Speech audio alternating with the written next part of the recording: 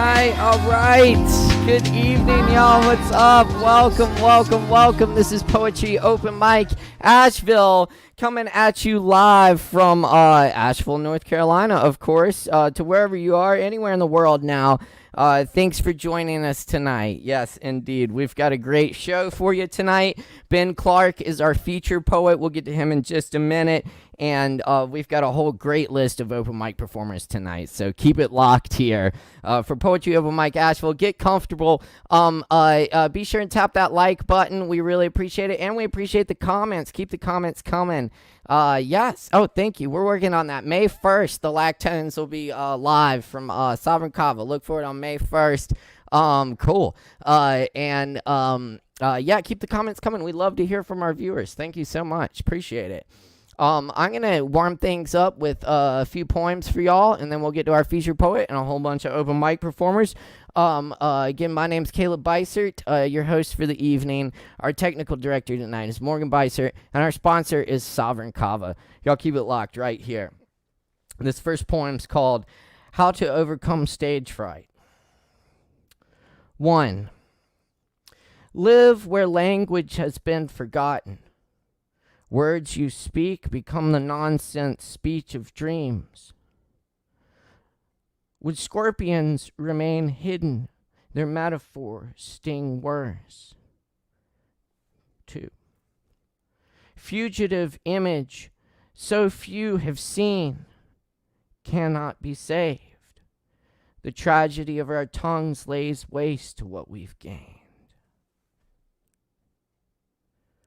Once we grew hands that worked for us, vine networks flowered with new kinds of art, words erased in decaying air. I suppose there's some beauty in art that remains hidden, left in remote caves, forgotten in attics, abandoned in back alleys by trash cans and chain link fences. Speak. Out of that star fire of thousand lamp darkness, into the moon hearts of eyes you can't see. My foreign voice howls with poetry. One friend understands. And this one's called Moon Travels. The first animal to dream under the moon and long gone stars 500 million years ago picks up the weather from another day in a language unfamiliar, reports the first human feet touch surface. Nothing is isolated. Every dream departs. Plato's green chair. The chair isn't comfortable. I can't imagine a time it might have looked new or sleek. Its form is its function, as a lowercase h gives rest between harsh consonants. The way it works with those letters to birth one sound. A good chair produces one body. It makes sense. The way the hands rest into arms, its sounds seem to come from body. Once it was the body of a tree. Once someone rode in it after a day morning never ended. Nothing about any of it was perfect. But perhaps the chair came closest, chasing Plato. After the person and poem have gone.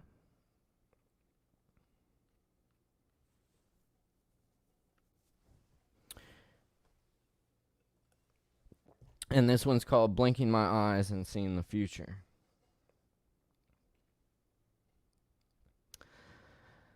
I can see the regulars turning into chickens as I stand in line. Not really a line here. You just make your way to the front when you know what you want, dodging elbows. A mirror window on the wall by a door, a gizzard dinner for $6 with a white Marita roll, slaw and hush puppies, enough grease to run a charter bus. the way they like it in the South, born into it. The cashiers from Fayetteville, no cards, no change, extra tater salad 60 cents, sweet iced tea $1.25. Man in full pinstriped suit, a large gold ring on his pinky. Customers greeted by name. Behind the mirror glass is a man with a shotgun. The people go in and out at Price's fried chicken coop. The food is mainlining God in styrofoam boxes. In the back, they hack up the chickens. All right, I got one more for y'all, and then we'll get our featured poet on here. But y'all keep it tuned in here for Poetry Open Mic Asheville. Thanks for being with us tonight. Appreciate y'all. Very good.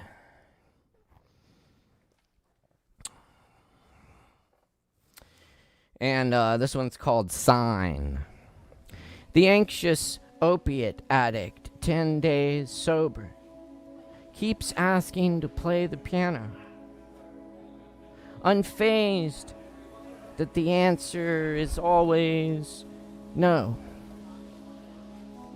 He's just asking if he can play the piano. It had a sign on it that said to ask the bartender before playing it. He just wants to play it for a few minutes. Is it cool if he just plays it for a few minutes? He's just asking. We're really just trying to close up, man. But he just wants to play it for a few minutes, so is it cool if he just plays it for a few minutes? He's just asking, though. He knows how to play. He'll play it really good just for a few minutes. He's just asking if he can play the piano just a few minutes. Piano, is it cool? Piano, a few minutes. He's asking, piano, minutes, piano, piano. He's just asking, piano, a few minutes. Can he play piano? A few minutes. He's just asking, piano, piano, piano, piano, piano, piano. He's just asking if he can just play the piano for a few minutes. He really needs to get something out.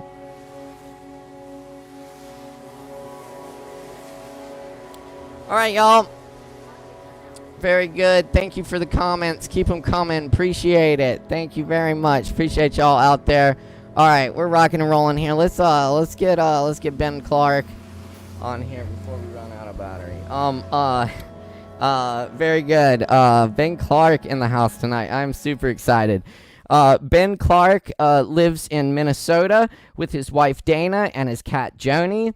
He works as an editor for Muzzle Magazine and Thought Crime Press, and is the author of 2 poetry collections. If You Turn Around, I Will Turn Around. That's from Thought Crime Press in 2015, and Reasons to Leave the Slaughter, and that's from Right Bloody, 2011. And I encourage you to buy the book, support the poet. The majority of his writing practice the last 5 years has involved some form of collaboration. He's currently working on a full-length manuscript with Dana McKenna, tentatively titled Tell Me Again. And we do look forward to that. Folks out there, you know the drill. In order to get our featured poet on here, you've got to make a whole bunch of noise. We don't care that we can't hear you. I want you at home, in your car, in public, wherever you are, to jump up and down, scream and shout, spin around, blow a vuvuzela, and just generally make a whole shit ton of noise. For our featured poet, Ben Clark, y'all give it up!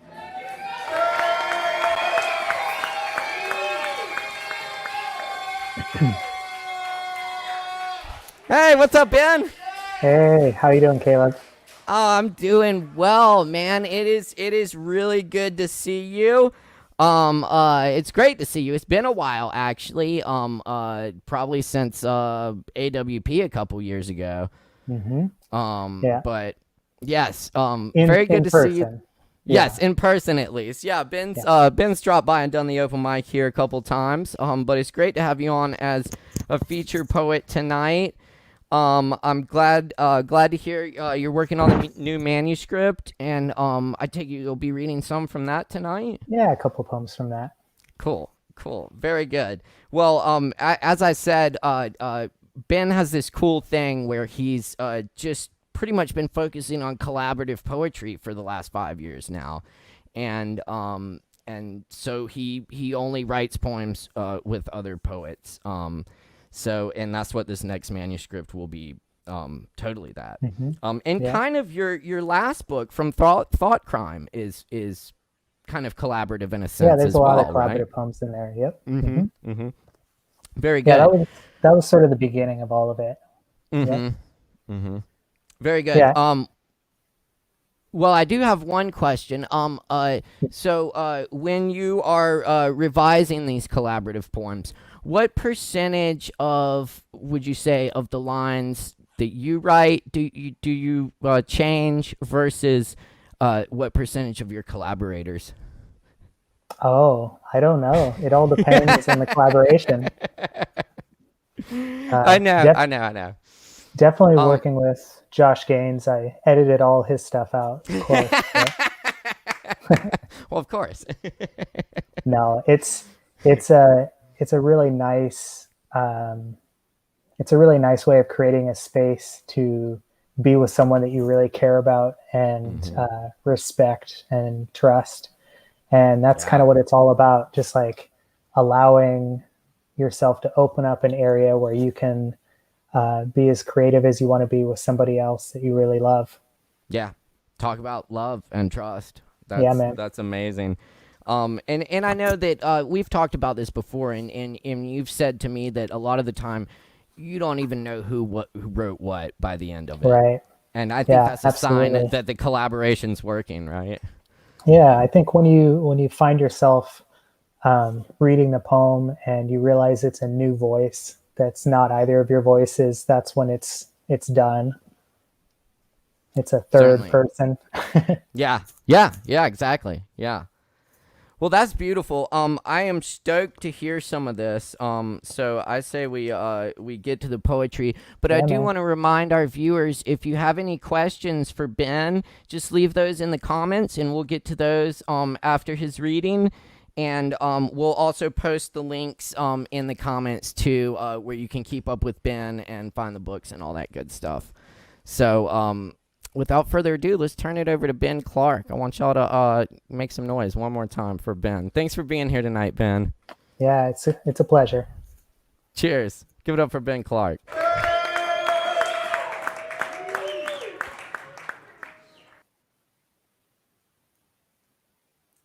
All right. I'm really excited to be here to read some poems for all of you. So I'm going to read one poem for my first book, which was Reasons to Leave the Slaughter, with Red Bloody Press. And then after that, I'm going to read poems from 5 different collaborations that I've been a part of, all loosely tied together around the theme of a field. But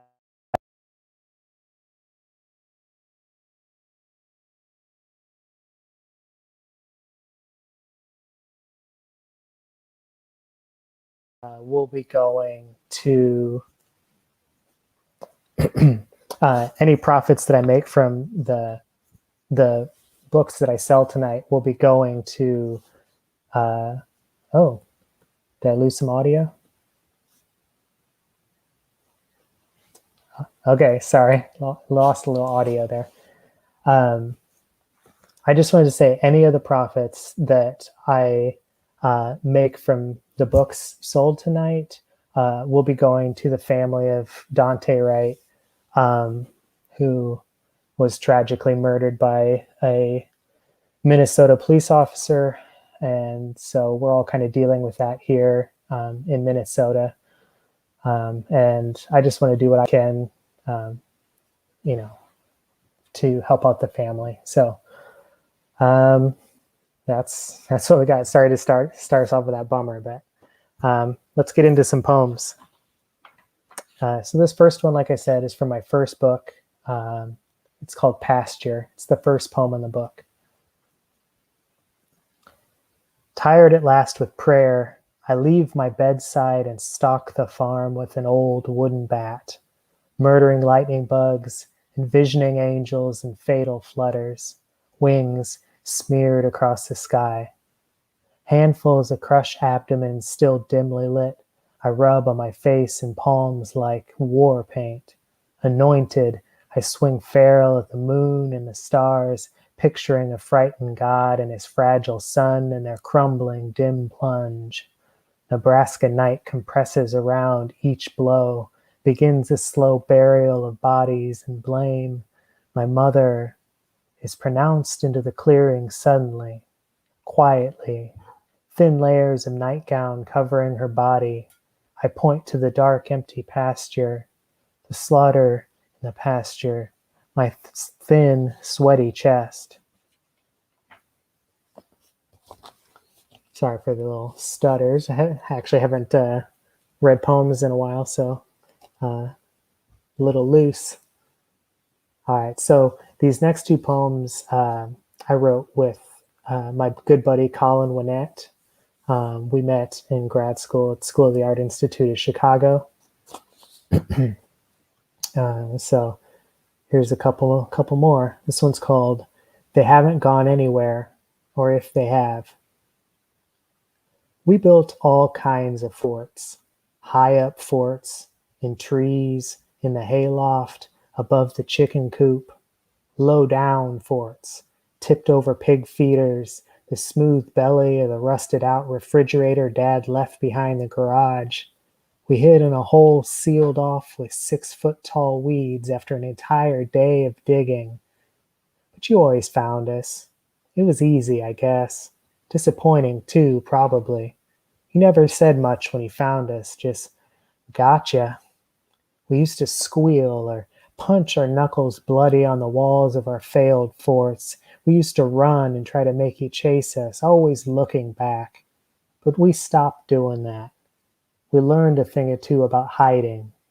The last fort was the best.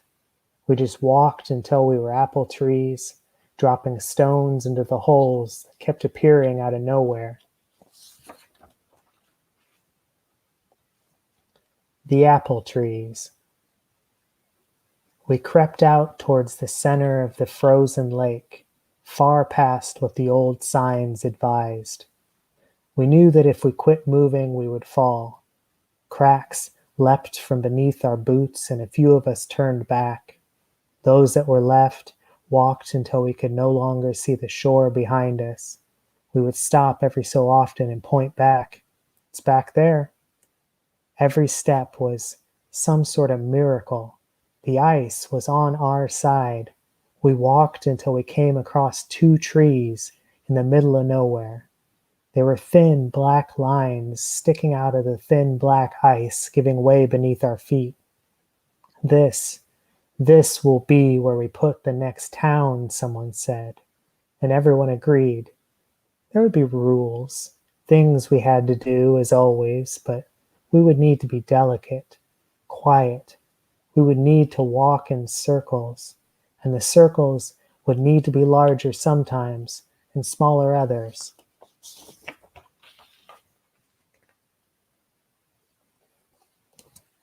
So the next couple poems I'm going to read are from my second book, If You Turn Around, I Will Turn Around, which involved writing with a couple different people, but the main person that I was working with was my friend Kate Jury. So these are two that kind of were with her. I know you speak to your sons of me. I know you speak to your sons of me, gathered ghosts, circling the only tree left standing in a roped-off field. Though you could also be fog on mountains. This is when you might say, look up. The birds hop from branch to branch, the squirrels now too, so alive. Eventually, the 3 of you will uproot this tree, drag it into the lake, and swim until morning. This is only gravity. Look how it tips, drops, settles into the bones of everything. This mouth of mine, the curl of lake departing, the reminders of lake left behind, the silence, I must assume is you, listening closely.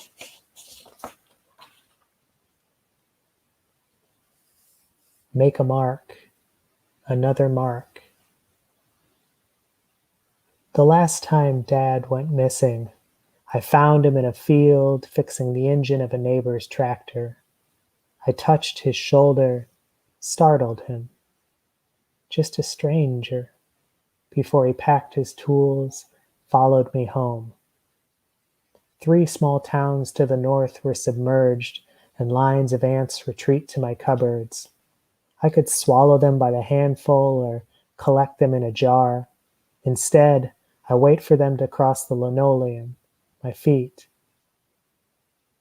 Marvel at my excuses, missing his last days, somehow more afraid of my life left than his becoming something else. I'm overrun by things you say that I should remember. Thunderstorms rattling a gravel road, mismatched clothes pulled from the trunk of a car. Everything relies on this exchange, this obligation to remember the mess next to my stove, the plants dying on your porch, the times you forget, rewrite. If I showed up, would you lean close and smooth the wrinkles from my eyes? Would I recognize the smell of your skin, or would I whisper, stranger?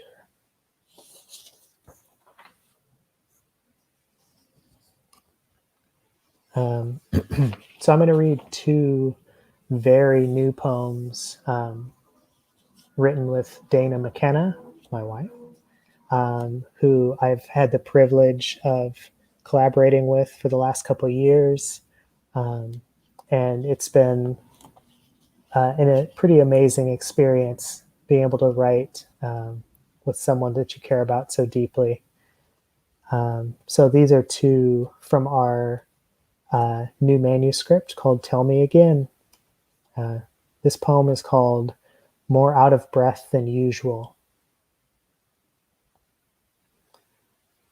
What I hear is her low moan, hiccuping into sob, but no, the sound just the wind, pacing the long hallway between us. Is this now what I am to name my relief? Baffled by the wind into a mirage of her voice, and then silence, almost solid, almost another room carved from this listening. But wait, a note pinned eye level from the back door. Sorry. What else to say after another week in pain's radiation, how it seeps into the walls, the water, even this apology you offer for your body ensnared again by a season you were certain would never let go. Later on, you thumb half-moon indentations in your palms, whisper, here I held on for dear life.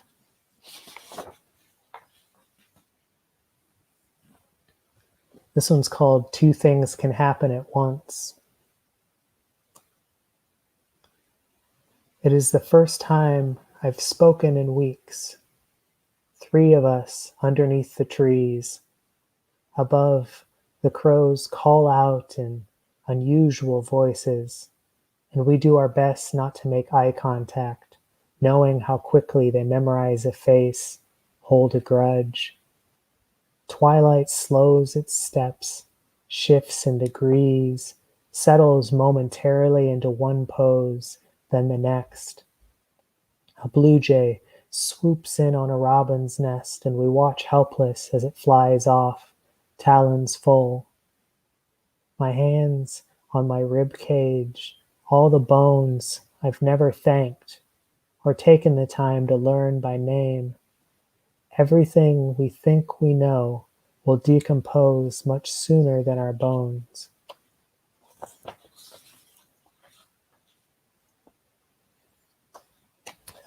Okay, so I got 4 more poems. Is that true? Yeah, 4 more poems. So I've got 2 more by Jenna Rose Nethercott, and then I'm going to end with 2 poems by Jenna Rose Nethercott and me. and 2 poems that I wrote with Josh Gaines. So these are from a series that I wrote with Jenna Rose, where she wrote as a fox and I wrote as a barn. Those were our characters that we sort of created a narrative out of. So this is sort of my biography poem about being a barn. Dearest fox, I am beams and boards, forest knit, only held down by the sky's pale palm. I was carried here on a town's back, left as an inhale of breath between lift and collapse. Call me tornado whisperer, witness to moon ritual, resting place for shadow and light alike. Enter me and catch your breath, my bones, a timber-framed constellation, a lofted gasp of shelter and stars. When I raise my voice, great horned owls wing from my throat. But you must know all this, and what follows. In 100 years, I'll collapse, facing south. Fox, sky hangs heavy and low out here. When the wind picks up, even the holy beasts of heaven must walk light or fall from their perch. Watch your step. These are bodies full of ancient breath, draped in robes of fossilized bone, wings, useless burlap knotted, left dangling down their backs when they land. A barn in the way is flattened to dust like a moth under your thumb. A barn outside Marquette met its maker last month, one outside Aurora 2 days prior. Last summer, whole towns were taken out when a storm dragged hundreds of angels from the clouds.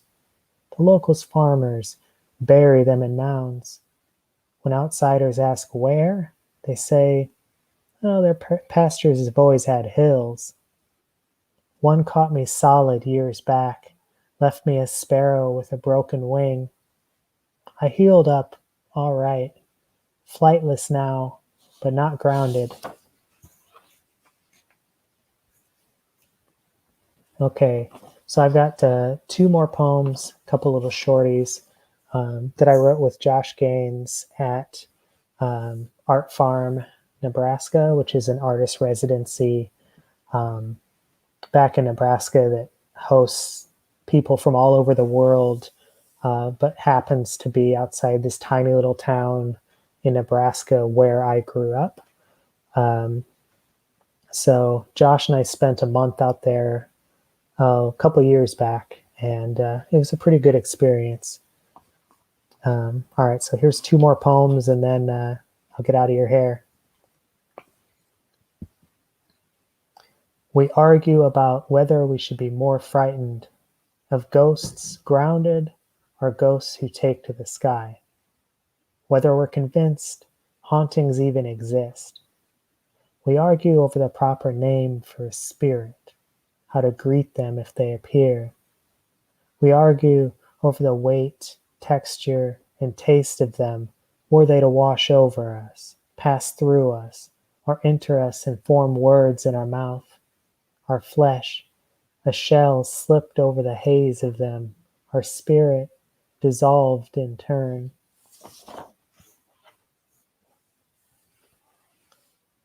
I want to tell you that maybe the ghosts aren't ghosts at all, but rather God's voice fragmented, like the remnants of dead stars whose light we still find reason to worship at night.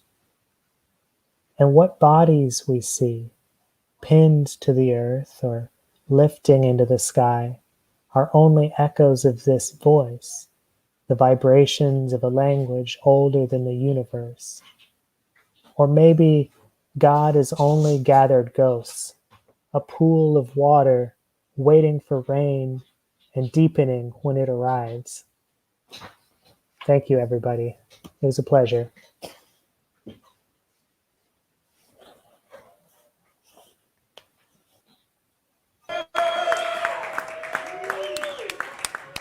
Yes. Very nice, Ben. Thank you very much. Thanks. Appreciate that reading. That was such a good sampling. What a journey of work there. Yeah. Lots of people writing with me. Absolutely, yeah. I've always loved those barn poems. You did the ghost poems with Josh at the end. Those Yeah, are so thanks. great. Yeah, and I really love the ones you did with Jenna Rose Nethercott. I don't know if I'd heard those Oh, before. thanks. That's Oh, yeah, yeah. I pulled out a couple deep cuts. yeah, for real, man, for real. That's awesome. And also, yeah, thank you for mentioning Dante Wright.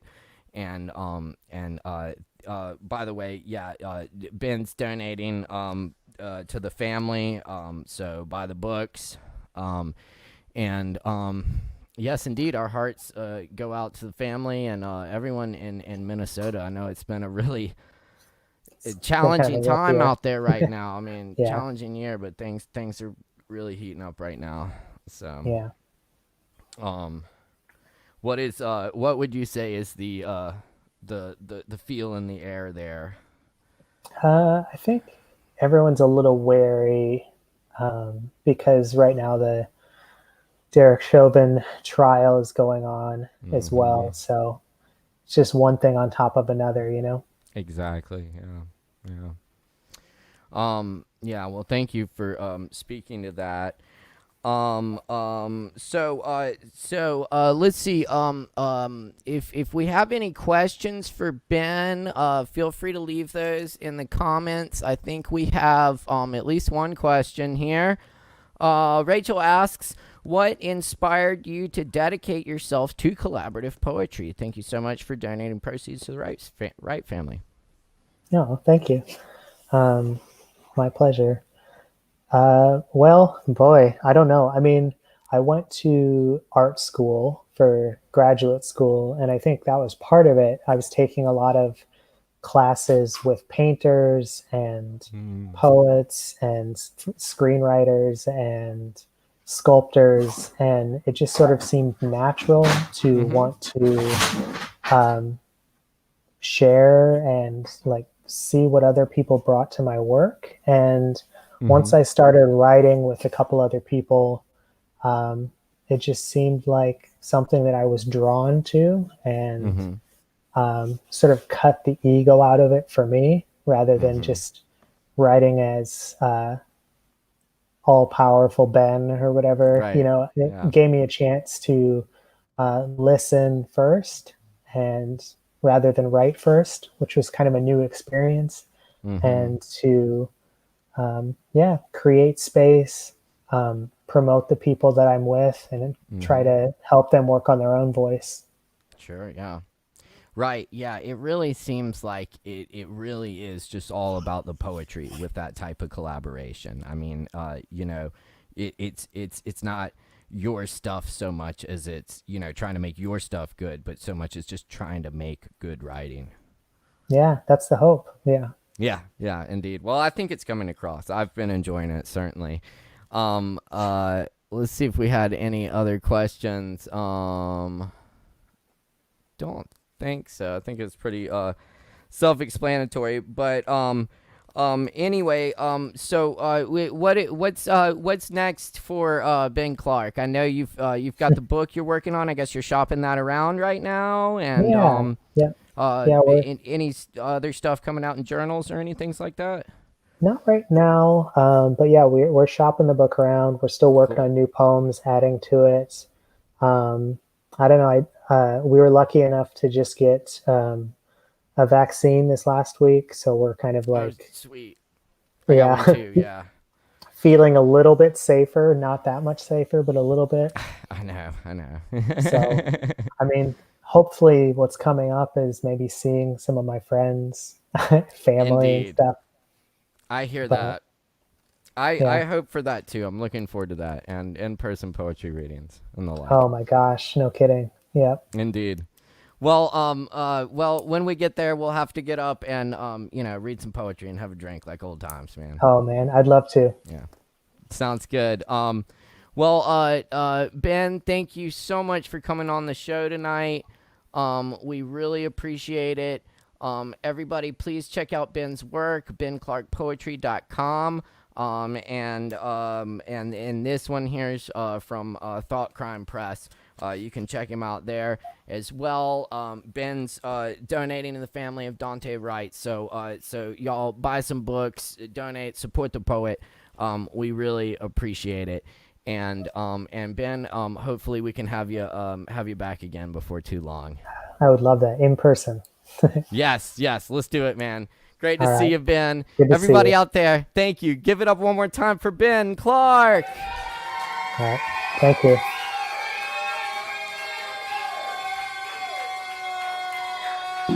And you got it tuned into Poetry Open Mic Asheville. When did you forget that you were a flower? When did you look at your skin and decide you were an impotent, dirty old locomotive? The ghost of a locomotive. The specter and shade of a once powerful, mad American locomotive. You were never We got some open mic performers coming at you. Keep it locked right here. Poetry Open Mic Asheville, brought to you by Sovereign Kava, the Kava bar here in Asheville. It's been our home. We've been doing this as an in-person open mic here in Asheville for the past 10 years or so. Over 10 years now. And we've been in the online realm for a little over a year now. So thanks for supporting us and keeping this thing going. Y'all keep hitting that like button, comment and share and all that good stuff. All right. Cool. We got some open micers coming at you. Of course, you can sign up every week in the Poetry Open Mic AVL group on Facebook. And performers, just remember to keep it under 10 minutes. We welcome all people in all forms of artistic self-expression. So, yes, indeed, some more comments there for Ben. That's right, he does. And we love the comments. So please keep them coming. All right. Up next on the mic tonight, we have Zachary in the house. Do we have Zach connected? We got Zach. Still no Zach. Okay. I think we might have a little connection issue with Zach. We're gonna see if we can get Zach reconnected, and we'll just go to our next performer now because we got Keaton Griffin in the house. It's good to see our friend Keaton. And everybody out there, you know the drill at this point. Jump up and down, spin around, make a whole bunch of noise for our next poet. Keaton, give it up.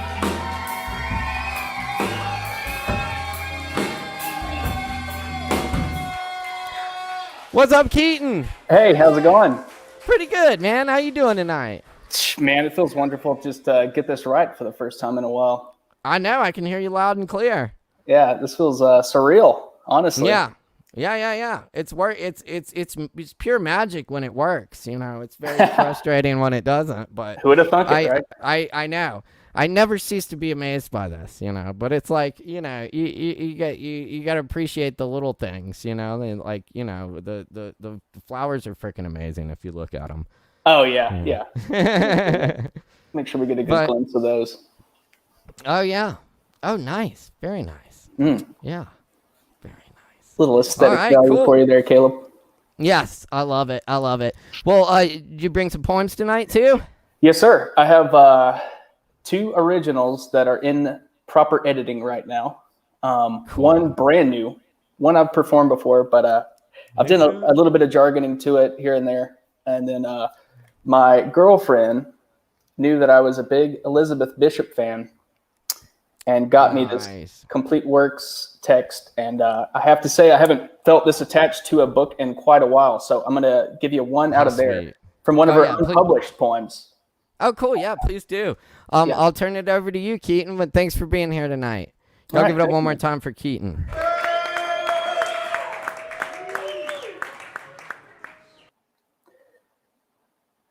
All right. This first one's called Unconstrained Underground.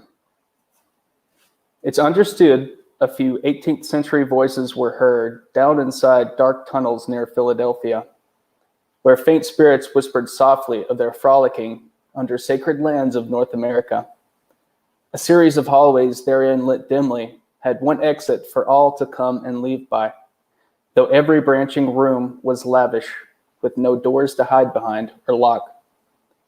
A new machine was used to eavesdrop on conversations of the enlightened folks. In an age of reason, crude arrowheads formed new ideas about a once-old world. A pair of circular glasses were preserved in a room full of lotus-embroidered quilts. Scribbled hemp paper lay messy and unfit in a desk drawer labeled Apollo's Sphere. A human skull lay perched atop a pyramid, forged of golden bricks with engravings of women and men, now spirits in search of liberty, which some still say cannot be found here above ground.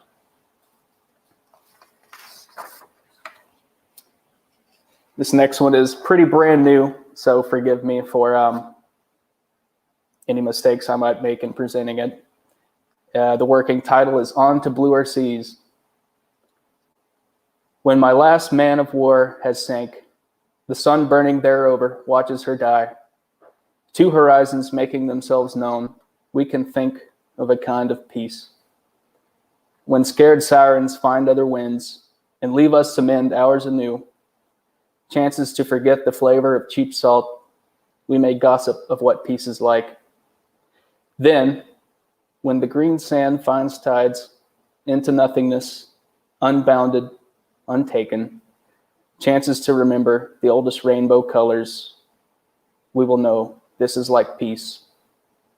When these few things pertain not to sails, we shall untether our pale blue balloon and follow a wind that never dies and is peace.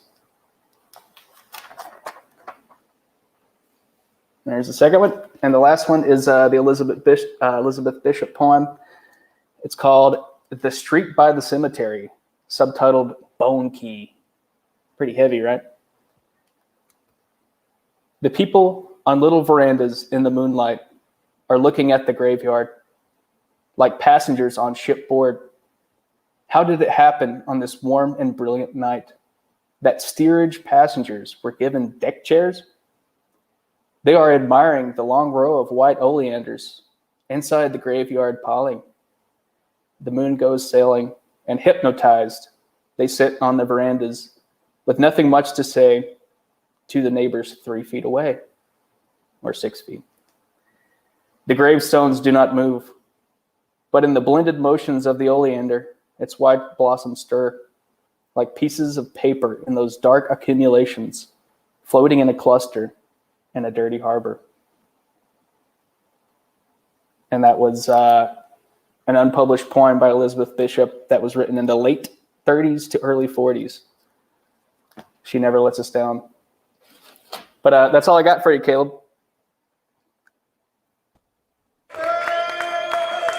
Cool shit.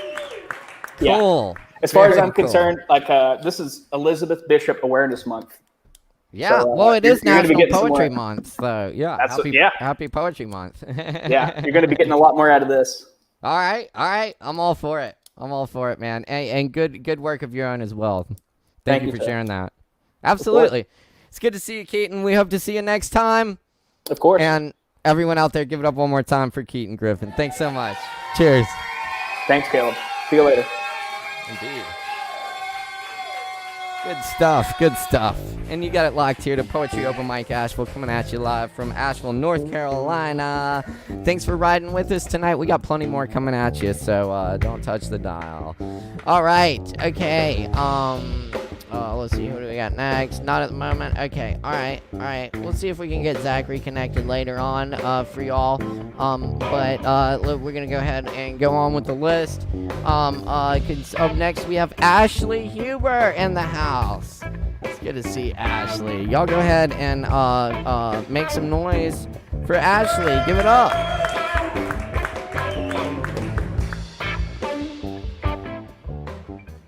What's up, Ashley? Hi. Hey. How are you? I'm doing very well. Doing open mic with all my favorite people. How are you doing tonight? I am doing open mic with all my favorite people. That's quite a coinkydink. That's what we like to hear. Good. Well, cool. I'm glad you're back with us. What did you bring for us tonight? I have some poetry, Excellent. so I'm excited. We some love new stuff. poetry. All right, very cool. Well, let's turn it over to you and hear the poetry. Everybody give it up one more time for Ashley Hubert. Thanks, Ashley. Thank you.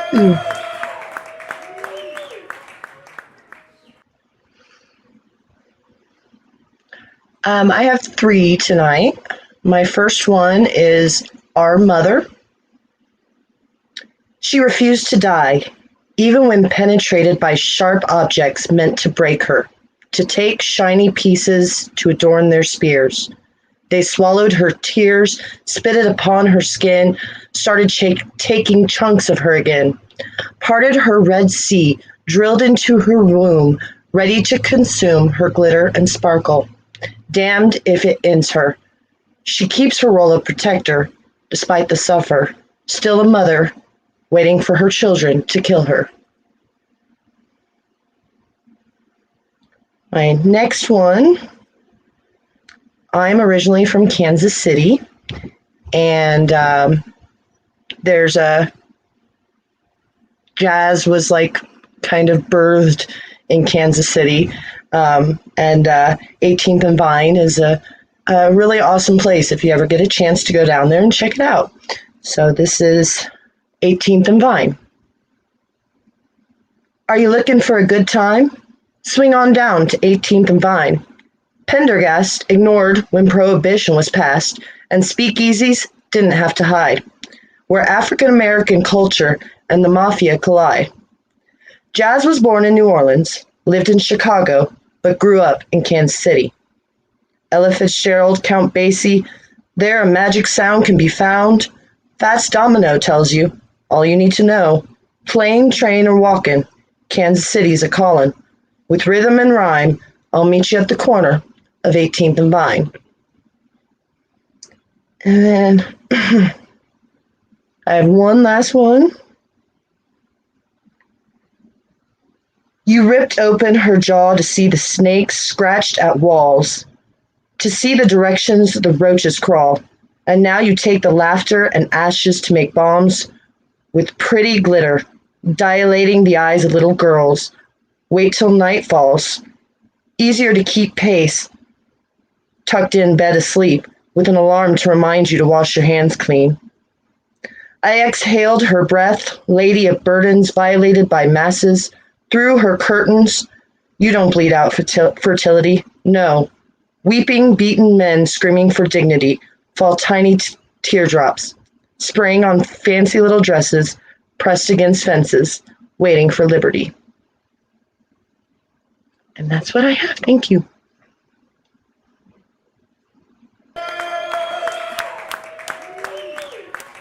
Yeah, Ashley. Thank you. Really cool stuff. Yeah. Thank you. Appreciate it. Yes. Well, glad to have you back here for some open mic, and yeah, I hope you can make it again next time. Yeah, me too. So. All right. Very good. Well, thank you, Ashley. Everyone, give it up one more time for Ashley Thank you, guys. Huber. Absolutely. Thank you. See ya. Yes, Ashley in the house. Yes, it is good. It's good times. Hey, thanks for joining us tonight. Poetry Open Mic Asheville. And we got plenty more coming at you, so keep it locked here. Keep in mind our sponsor tonight is Sovereign Kava, the Kava bar here in Asheville. They've got a patio open, and they're doing master required, but they got plenty of drinks, and you get a free Kava if you're performing tonight, so take advantage of that here in town. And we'll be bringing back some live performances at the Kava bar coming up soon. May 1st is the Lactones full show at the bar. And we've also got April 20th party there with Aaron Woody Wood. So check that out at 4:30 on April 20th.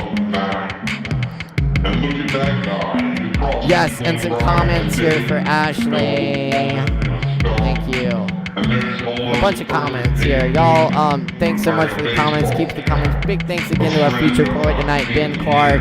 Good times. And y'all keep all the comments coming. We really love to hear from y'all out there. We're going to keep it rolling for you here on Poetry Open Mic Asheville.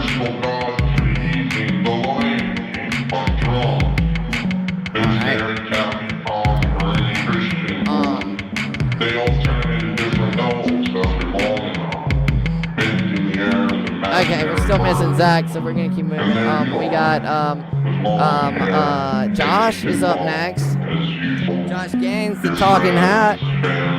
That's right. See if we can get Josh Gaines connected here. Y'all make a whole shit ton of noise.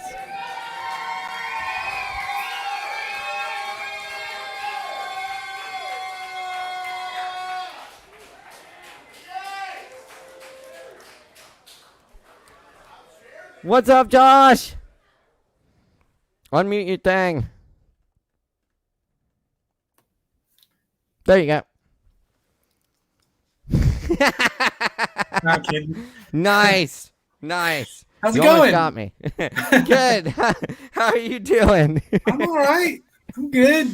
Good, man. It's Yeah. good to see you. It has been a minute. I know. I swore off all things like digital engagement, Yeah. but Ben was As on. you do. So Yeah. as I do. Yeah. So, I'd jump back in for a little bit, see if I can remember how to read something. That's good. Yeah. Drop in, see what's going on, and get the hell back out of there. Right. I still listen. I still hang out and listen a lot of times. I just Oh, cool. hide. Yeah. As we poets tend to do that sometimes, but It that's happens. all right. Well, yeah, shit, man. Yeah, it's good to see you. We would have, let's see, we would have just been getting back from a long weekend of very hard poetry work at the AWP. Challenging. All challenging. Yes, very professional and hard work. Yeah. Yes. But anyway, shit, man. What have you been up to? What's going on in Portland? How's the fam? Fam's All good. of that. Everything's going pretty well. I've been the past couple weeks. Lorian was on spring break. She started back a couple hours in school a day. Mm-hmm. Oh, cool. And this week she's all online. So basically, I've been doing like the dad homeschooling, helping out, thing. So that's been like most of my time. And in the evenings, I help get stuff ready for the next day and maybe scribble a few things down with me and Tommy Gaffney have been writing poems again this month together. Nice. So, very good. Cool. Shout out to Tommy Gaffney. Yeah. So that's been good. Well, dude, that all sounds really nice compared to, I think last time you were on here, all of Portland was on fire and you were my God. evacuated. Yes. Well, that was it. So we had the fires first, right? Yeah. We had to leave our homes. And the next time it was and then we had an ice storm and we lost power for a week, like just over a week, and like 9 days. The fire and the ice. There's just no winning. The past 12 months, we were just like, okay, we're just going with it. What else can you do? Yeah, what else could you do at this point? Yeah, I hear you. Well, that's cool, man. So I guess you, so that's cool. So you're working on some collaborative poetry too, or y'all just like workshopping together? No, we're just cool. Writing for the month. That's good. It's like having a gym partner, It's yeah, exactly. Really helpful. Yeah. It is. Collaborative stuff is not like, I don't know. I don't know if I could do it with just anybody. It's easy to do with Ben. But I don't know. I think a lot of, I don't know. I don't know. It's a challenge. He seems to be able to work with people really easily. And I try, but it is. Yeah, I've done some collaborative poetry and it's very challenging. All of the collaborative poetry I tried came out really weird. It was cool, but like I can't imagine it coming out like a normal poem, Right. Well, it takes a lot of trust. It takes a lot of trust too, because when Ben and I were working, the first thing he did was he just deleted all of my titles, like all of them, just like done. It's like, all right, like, let's keep going. Man, you trying to no, tell it me was something? great. It was really great. But no, that's how we. That's exactly. That's you got to be receptive to that as a writer, and I think a good writer is the one who can just like let that go and move on. Yeah. And I got vaccinated. That's been. Oh, cool. Yeah, me too. I feel like there was this like my big goal of like the past 12 months was to get a vaccine. So I got my second Pfizer vaccine. Had a really nice high fever for a day. Oh, And, dude, yeah, I was out after the second one. Yeah, Man. it took me kicked my forever. ass. It totally did. But on. it's 24 hours, and after that, all right, Yeah, back up, did my feel part. great now. I feel Yeah. upgraded. Yeah, definitely upgraded the old system. Yeah. Very cool.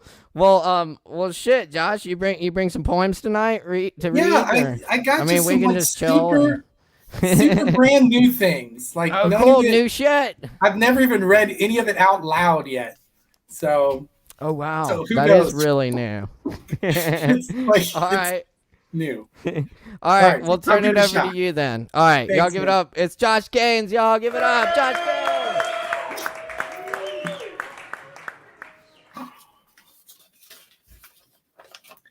So I got my vaccine the other day and wrote this thing. It's called Love and 104-Degree Fever. When this fever takes its toll, I'll take out my calculator and begin to add the quality of my days, the value of my life, seasons enjoyed and the regret of seasons ignored. That fog that settles in the valley of thought to accompany my walk through the park among trees still shattered by ice. My own injury, trying to regrow like our red maple, toppled, a few roots still attached, searching to hold, to prolong, to stretch again into the world, to tell its story to its children.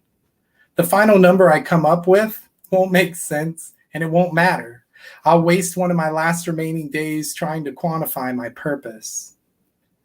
Take me to the ocean, Anna. Let me sit alone at the shore on an ancient log grayed by salt and wind and days. And when the time arrives, come to me when I need you to, without calling or eye contact. Stand behind me, warm your hand on the back of my neck. Watch with me for the green flash on the horizon, the one I saw once and you missed, the only notable moment in 20 years together we didn't experience together. A reason to watch every maybe last sunset, as if anyone needs a reason to sit on a beach and stare into the ocean, welcoming a setting sun. All right, so I'm half driven by guilt just in life. I don't know, Catholic upbringing, who knows? But this pandemic hasn't really helped. I think maybe like even sitting at home alone where you're not interacting, you maybe feel better about the way you spend your time. I don't know, but apparently I don't. So anyway, here's a thing about that. Convenient morality. I'm a terrible environmentalist, especially in quarantine.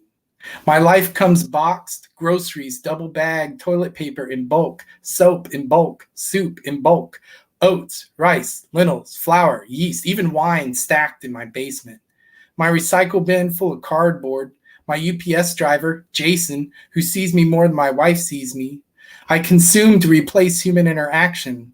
I wait for the knock on the door like a Facebook like. For me, I ask every day. Every day is my birthday. The joke's on the environment.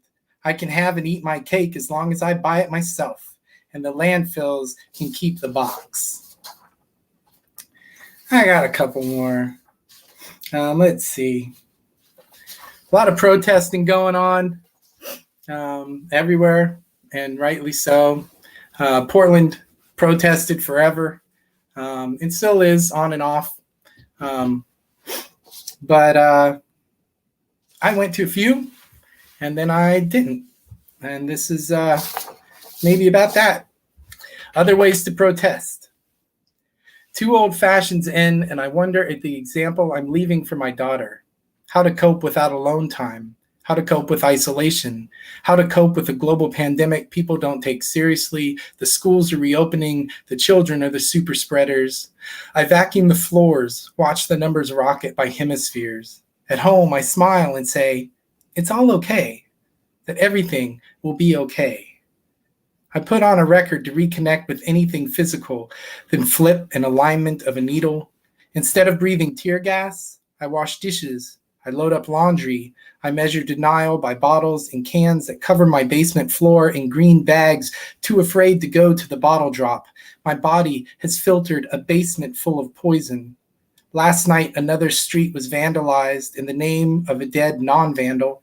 Last night, once again, they chanted the litany of the lost to no one but themselves. The rest have stopped listening. What else is left to capture the attention? Amid a fracturing world, I take a bucket and a bottle and begin to clean. All right, a couple short ones here, and then I'll get the heck out. Let's see. This was one, I actually wrote this when I was working with Ben, and but I didn't actually insert it into the book or anything. Anyhow, it's called A Barn Contemplates. Well, okay, I wrote part of it with Ben, and of course I have rewritten it and tweaked it, but the initial idea came from there. A barn contemplates winter in a pandemic. I never believed I'd make it this long. My timbers, homes for crawling things, seeds left behind taking root in beams. And that way I'm becoming more and also less.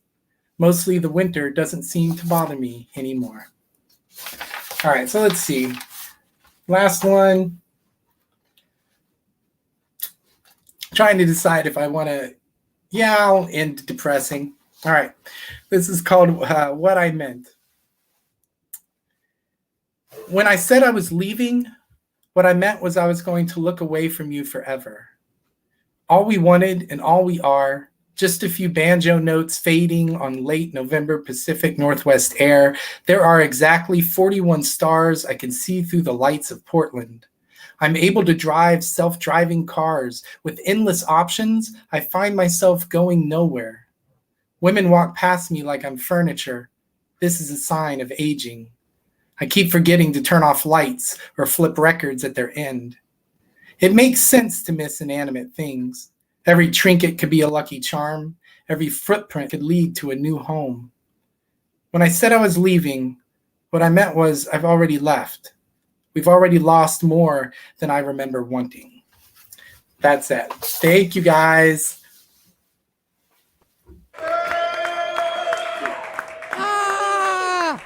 Thanks, Caleb. Sorry if that's obnoxious. That's what we're doing. Hey, great connection tonight too, by the way, for some reason. Oh, but excellent. the poems were great too. Thanks, man. Yeah, no, I just really, realized I'm looking at this screen and like my hair just keeps going. I need a haircut. This is my COVID hair. Oh, dude, I got COVID hair too, man. It's time. I wonder we might have that's to lovely. we might. I might. I don't know. I might. I be think yours is outgrowing longer, you, man. Yeah. We should be hair models. That's a first. Yeah. Let me know, book us and let me know, cause yeah. No, really, the new poems are great, man. I like where you're writing from these days, man. It's Thanks, really, dude. really cool shit. Yeah, totally.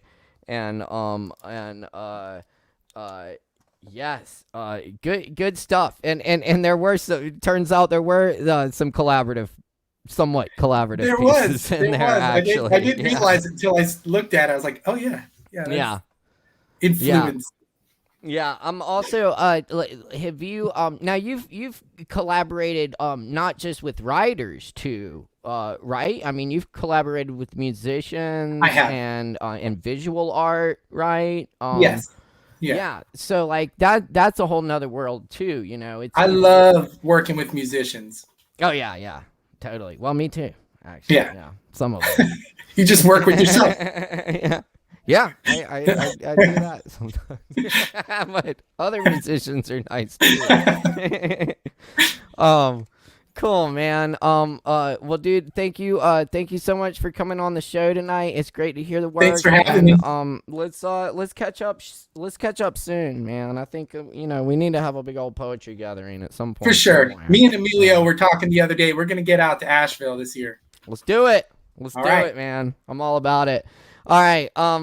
Good to see you, Josh. Take care and say hi to Anna and Lorian for me. All right, brother. Have a good one. All right. Take care. Cheers. Josh Gaines, y'all.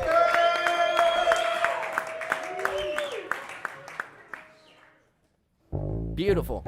And you got it tuned in here to Poetry Open Mic Asheville, coming at you live from Asheville, North Carolina tonight. My name's Caleb Beissert, your host. Our technical director tonight's Morgan Beissert, and our sponsor is Sovereign Kava. Okay, I think, let's see, we had Nathan up next, but I don't see Nathan. I don't think we have Nathan connected yet. We'll see if we can get him connected. Nathan, where are you? You gonna talk all that shit and not come on my show? I'm waiting for you. Nathan. All right. Hopefully we got Nathan later on. We do have Zach now, though. Zach is connected now. Yes? No, sorry. False alarm. I'm sorry to get y'all's hopes up. I know I saw we had Zach connected for a minute, but we'll work on that. Our technical director, Morgan Beissert's all over it. And hopefully we'll have Zachary coming at you here in just a little bit. Let's see what's up next on the list then. After that, Nathan, do we have Sovereign ready? Sovereign? No on Sovereign yet. Okay, we'll work with that. Okay. We have... hold on.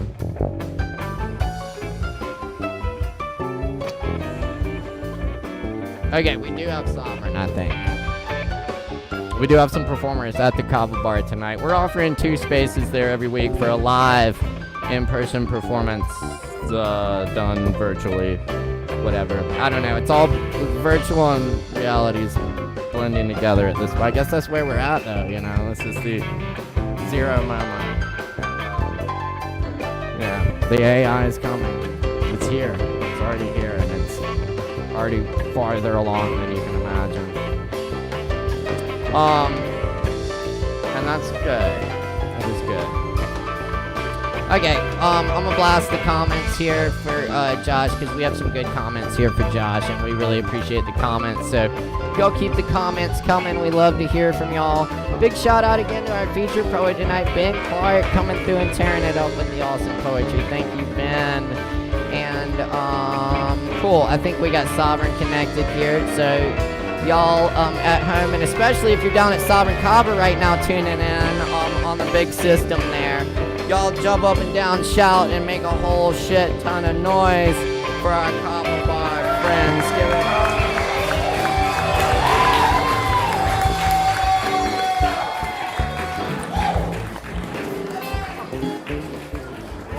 Hello! What's up? It's Chris Madrano. How's it going? Doing great. How are things down there at the Kava Bar? Things are really good. I have a performer or two to share with you. I just got a message from Mark, who's going to come down. He said he was going to do some poetry also. But cool. While that happens, I have the immense and amazing Savvy! It's Savvy Ryan, yo! Give it up! Hell yeah, what's up, Savvy? Good to see ya. Oh my god, it feels good to be in here and about to sing. I know. Live performance, it's real. It's real, it's coming back. Here's Nature a is real non-virtual virtual performance for y'all tonight. So cool. Savvy, what you got, some songs or some poems or a little both for us? Yeah, I'm just gonna do a few acapella covers. All right. Old school Savvy style. That's what's up. You know we love it. All right. All right, yeah, you're good. We're gonna turn it over to you. Are y'all there? Oh, you're still there. All right. Oh, okay, good. All right. Everybody, Okay, please yeah, welcome I'm just gonna Savvy. sing a few covers, kind of get back into the flow. Just gotta let it out, I think. All right. I'm Savvy, and I'm so elated to be singing in this building again. I don't want to overstep the situation, but it's making my heart happy for sure. Thank you, Caleb, and thank you everyone for listening. I'm just gonna do a few covers. Keep it chill.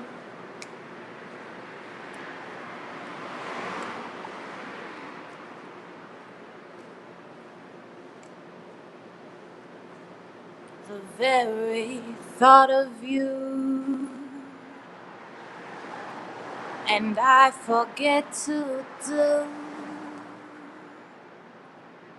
the little ordinary things that everyone ought to do. I'm living in a kind of daydream. I'm happy as a king and foolish, though it may seem to me that's everything. The mere idea of you, the longing here for you. You'll never know how slow the moments go until I'm near to you.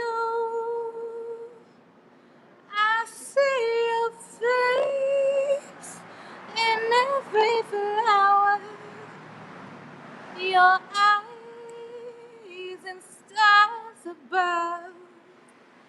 It's just the thought of you, the very thought of you, my love. All right, little Nat King Cole, always good to warm up. I think I'm gonna sing a Tori Amos song. I'm gonna sing a Tori song. Which one? Which one? Sweet the Sting. Ooh.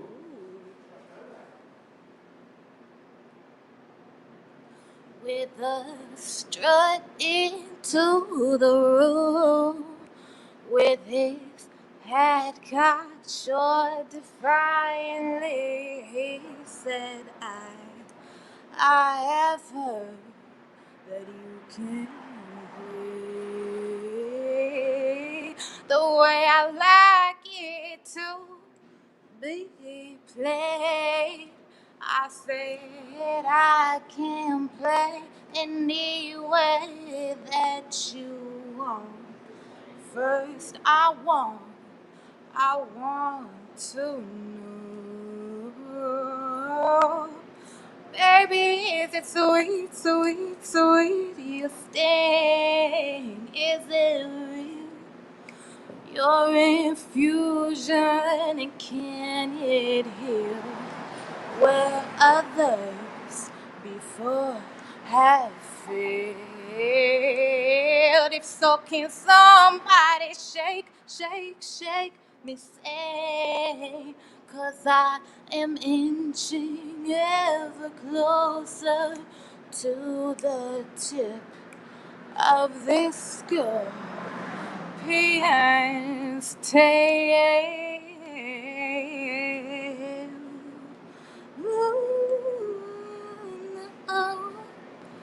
As I lay my weapons down, it is pistol fully loaded, a haunted man to my room. Will it end or begin in your cinnabar juice? Is it sweet, sweet, sweet, your sting? Is it real, your infusion? Can it heal where others before have failed? If so, can somebody shake, shake, shake me sane? 'Cause I am inching ever closer to the tip of this scorpion's tail.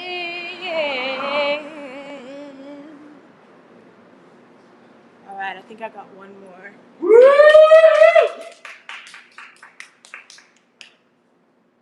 Everybody knows this song.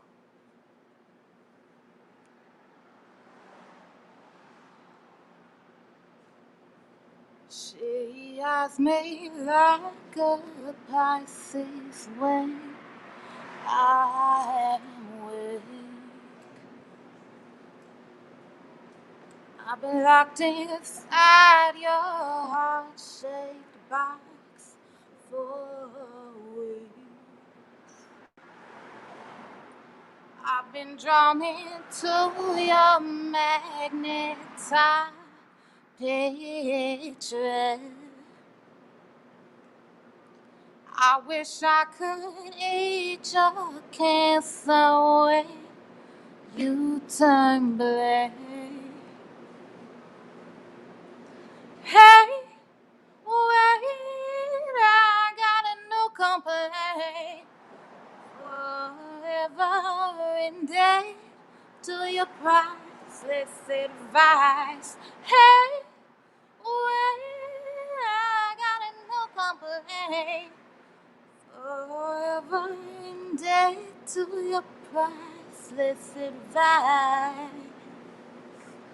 Ooh, made it in August, forget no one just yet. Cut myself on angel hair and baby's breath. Broken hymen of your highness, I stand there. Broke down your umbilical nose so I can climb right back. Hey, wait, I got a new complaint. Forever indebted to your priceless advice. Hey, wait, I got a new complaint. Forever, forever. Hey, wait, I got a new complaint. Thank you, Caleb. And we have Mark here too now. If you want to do the old switcheroo. Yeah, very nice, Savvy. Thank you so much. Savvy Yes. Rain. Good Now, to hear you. Good to hear our you. next performer spent years in the New York comedy scene doing comedy, and he's going to bring some silly here to us now. Mark Hudson. All right, Mark. What's up, Mark? What's up, man? I'm Yeah. finally in person. It feels so good. It's amazing back in the space. It's Yeah. so good to have in-person performances now and to actually hear real applause, not just recorded applause, and Right. and to see you wonderful people. So yes, thank you for And I'm doing not this sitting tonight. down. I'm not fucking sitting down. I know. You're in public with pants on. Oh.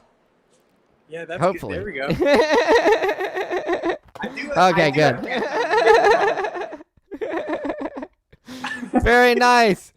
All right, well, we're going to turn it over to Mark Hudson for y'all. Everybody at the bar, give it up for Mark Hudson. Woo!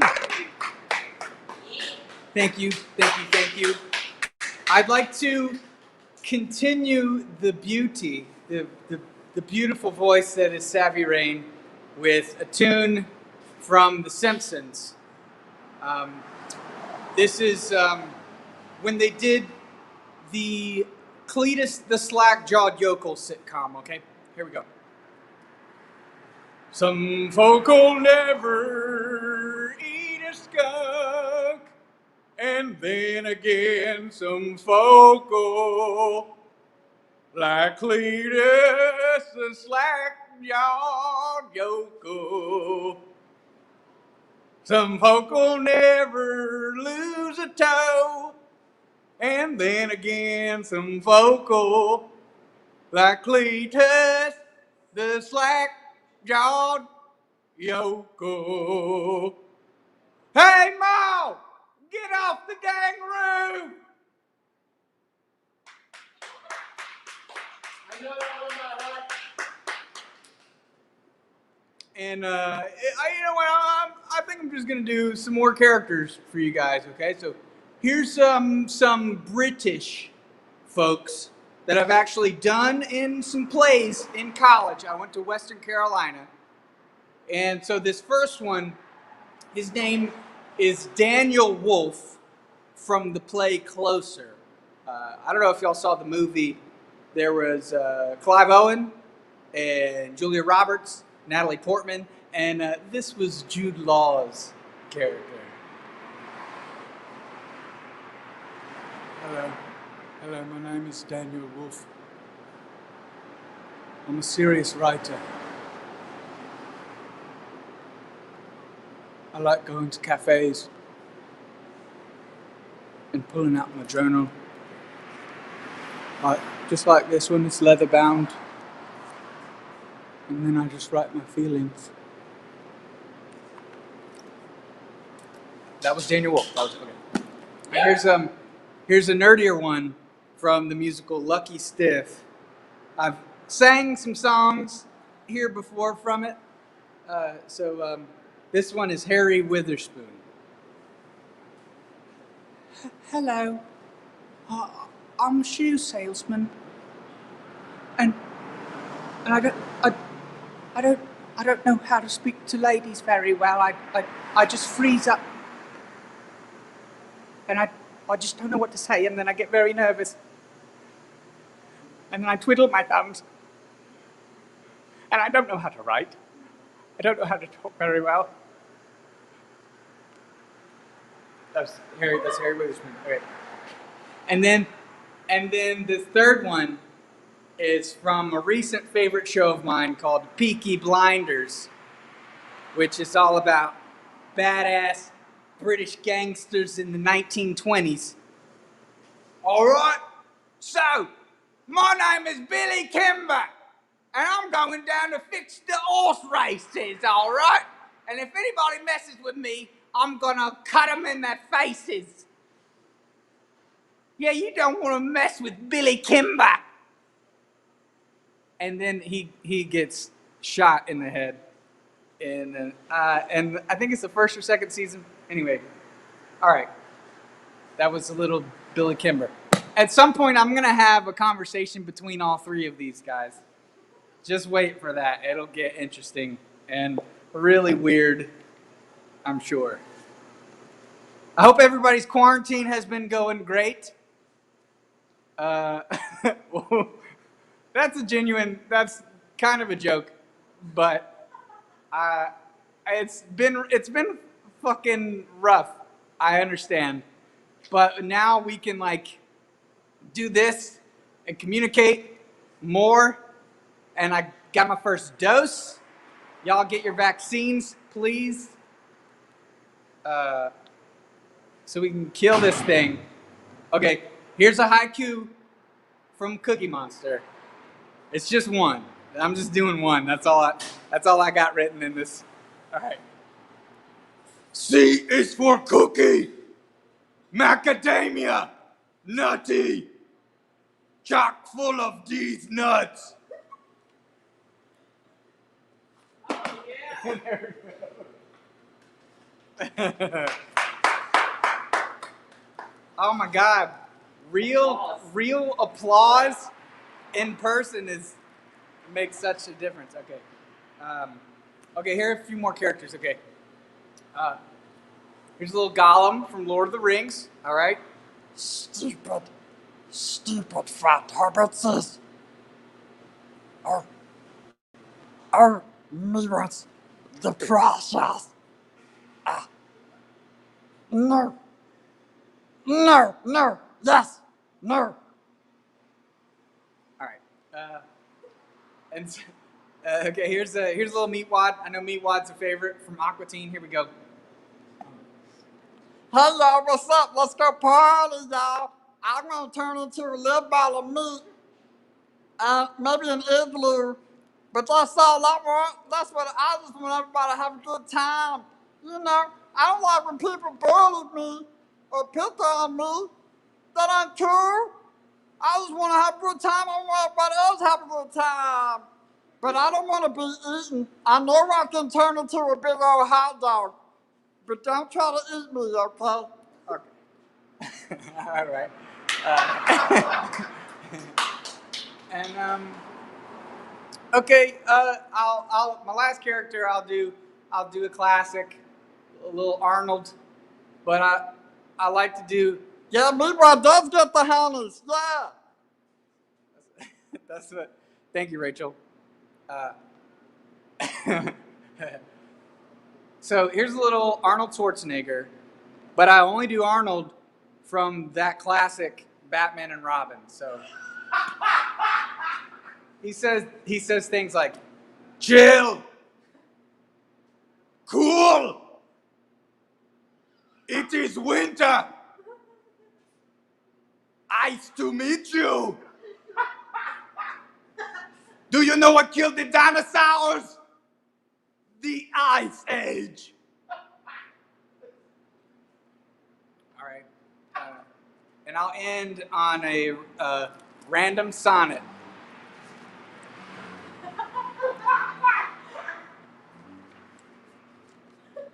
I'm just going to drop my finger.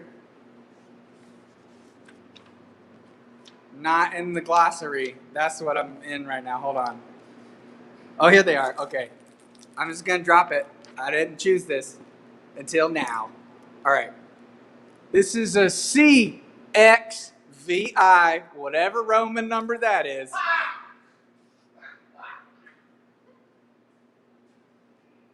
Let me not to the marriage of true minds admit impediments. Love is not love which alters when it alteration finds, or bends with the remover to remove. Oh no! It is an ever-fixed mark that looks on tempest and is never shaken. It is the star to every wandering bark, whose worth's unknown, although his height be taken. Love's not time's fool, though rosy lips and cheeks within his bending sickle's compass come. Love alters not with his brief hours and weeks, but bears it out even to the edge of doom. If this be error and upon me proved, or proved, proved. I never writ, nor no man ever loved. All right. Thank you guys for watching. Appreciate it. Oh yeah. We're gonna do a shot. We're gonna do a shot with you, Caleb. Shot. All right. First, I will freeze Gotham. Then I will freeze the world. Yeah, the world, get down. Cheers to that. Cheers. Thank you. Boy, cheers, y'all. Oh, also, it's last call. Last call at the Kava bar. Last call. It's last call at the Kava bar. Where's Peter Leonard? He's gone. He left. He went Of out. course. What an asshole. The birthday boy's Well, birthday. we He's wanna- like, I'm we- gonna go do something else. Typical Aries. That's all right. Typical Aries. We wanna wish Peter Leonard a happy birthday though. And everybody give it up for our performers Savvy Rain and Mark Hudson, and thank you to Chris Madrano for hosting down there at the bar. Thanks a lot, Sovereign Kava. Love y'all. Bye. See you next time. Have a good mic, Micers. Yes, indeed. Thanks, y'all. That's Sovereign Kava. Yes. And you got it locked here to Poetry Open Mic Asheville. Awesome. Our technical director, Morgan Beissert, is on it. And my name is Caleb Beissert. I'm your host for the evening. Thank you for riding with us. We got some more really amazing open mic performers coming at you, so don't go anywhere. It is last call at the Kava Bar, our sponsor. If you are performing, you got a free double shot of Kava waiting on you down there at the bar. Check out the events coming up at the bar. We're having our first live events back. They'll be outdoors in the parking lot, on the patio, rather, which was the parking lot. Now it's the patio. Yeah, on 420, April 20th, we got Aaron Woody Wood, fabulous musician here, local musician, Appalachian soul music, so check it out. And but on May 1st, May Day, we got the Lactones coming at you 5 p.m. in the lot. Check it out. All right, up next on the mic tonight, we're still looking for a couple people, so follow that StreamYard link. Let us know if you have any issues getting connected. We'll try to help you out. But we do have Christopher T. George connected here from Delaware tonight. We're super excited about this. Y'all help us make some noise for the one and only Christopher T. George. Give it up.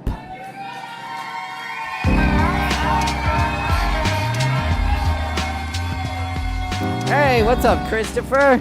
Hi, Caleb. Well, my team lost today to Real Madrid, Liverpool. so we're out of the Champions League. So well, I'm in deep mourning. You know, if you have to be beaten, I mean, Real Madrid. Yeah, they're pretty good. You know, I mean,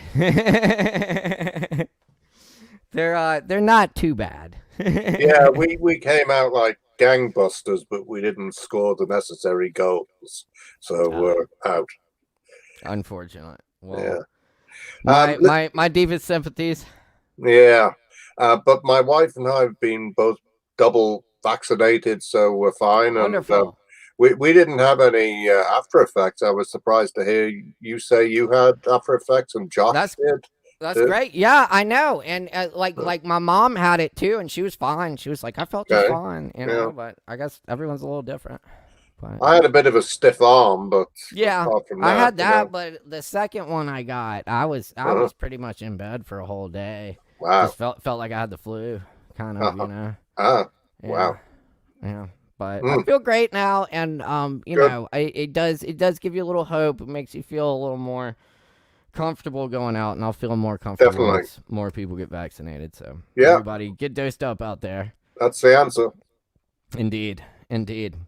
Well, what have you been working on, Christopher? I know you're always working on poems and reading lots of poems. What did you bring tonight?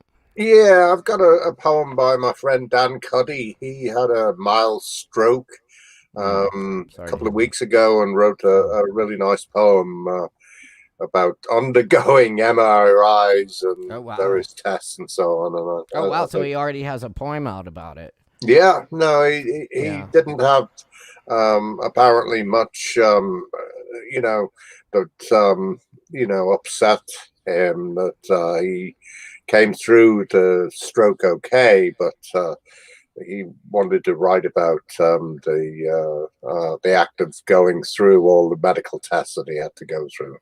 Indeed. All right. Well, Christopher, I'll turn it over to you, but thank you so much for being here tonight. Okay, my pleasure, as always. Give it up for Christopher T. George.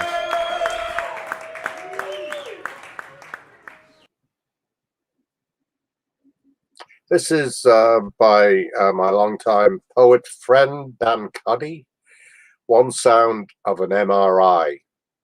Amidst the alien lasers, fed gallop, gallop, gallop, gallop. Riding the range, the good guys looking for the dirt in the range of the body, the dirt blocking the blood, the commerce with time, dirt stopping up the streams of consciousness, the metaphysics of the anatomy, the identity of that individuality in the desert of an impermanent host for dreams, things that are not, but just wished. Spissle, spissle, spissle, the lasers sculpting a new memory in the ears as the body lies like a torpedo loaded for what? A return to life, the approach of death, the revelation of God or nothing. And then, still searching, the amazement of ultrasound. Wow, wow, wow. The sound of the blood's flow through the moment, how everything reduces to the dirty liquid rushing through its own private sewers, beneath the gentility or savagery of skin. All that everyday imaging vanished beneath the imaging, the gush and rush of black and white, the wow, wow, wow of the machine giving way to the miracle of biology. Even in its dark moments, the technicolor of an underground blue bursting out, red, red, a red scream of feeling in the cold, the heat of the sun, running the water, the light, the thoughts, so wild, transcending, descending, ascending to the magnet of the great vacuum. Oh, what is a thing? A body so imprisoned in a mind, hoping to find a comforting touch. O universe, which one can hold, forever hold, and love without fear, pain, as real as the inventive analysis, screeching paralysis. Let our better selves burn with warmth, light, our souls stars in the night, like poems that reveal a kinder, gentler universe, one better than our best dreams. For this one, I'm going to read for Prince Philip, the late Duke of Edinburgh, who, as you know, will have his funeral on Saturday. Hotel Albion. In the overstuffed lounge under the limp palm, the Colonel, his pudgy pink hands fiercely gripping the arms of his chair, his monocle flashing bright as the lost empire, bellows his daily story of the creatures he's bagged. Boomsh, boomsh, boomsh, the whole world round. Miss Miniver doesn't listen. She never listens to his killing. She grieves for her long dead canary, her fast, nervous fingers wielding her knitting needles. Clacker, clacker, clacker, knitting Union Jack bed socks, knitting hope for the town's poor. By the lace-curtained window, the better to see, in the rain-drenched light, Mr. Tickwell is deaf to both of them. Lovingly, he shows the neat rows of stamps in his stamp album to no one but himself, his milk-white hands holy as a parson's on the red leather binding. In the breadth of a century's sigh, he peers closely at the engraved scenarios within the perforated squares, the native huts, the colonial outposts under languid Union Jacks, the secret shores, and he soars like a kittiwake over the lost seas of the empire. My second cousin was the firstborn son of my granduncle, the Liverpool comedian Billy Matchett. And Ken Matchett rose to become general manager of the Bournemouth Symphony Orchestra. And after he did that, he was manager of a trout farm for Lord Shaftesbury in Dorset in the south of England. This is called Der Rosenkavalier Trout.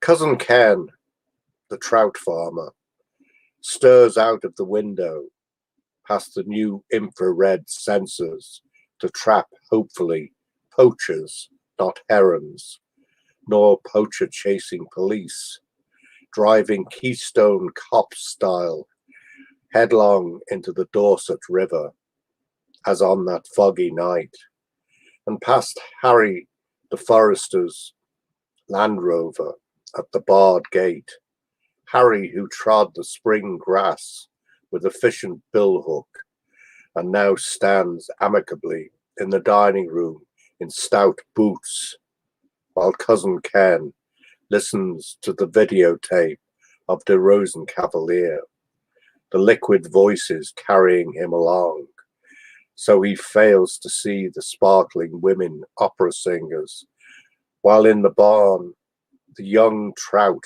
nose like miniature blue-black squirming submarines, teeming the watery vats, and outside in the sun, the incredible lengths of the brood rainbows, 6 years old, flash bejeweled through the dark waters.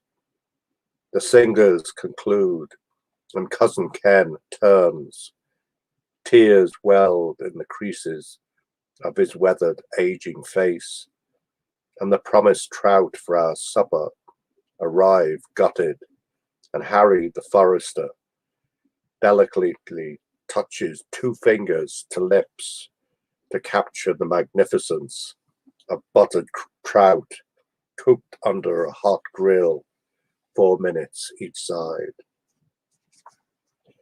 And I'll finish with this one, also from the south of England. The prehistoric maze. Stand with me at the center of this maze, and let the silence chill you here, where a rabbit runs across the shallow grooves cut in this chalk hill, an hour's hike from anywhere.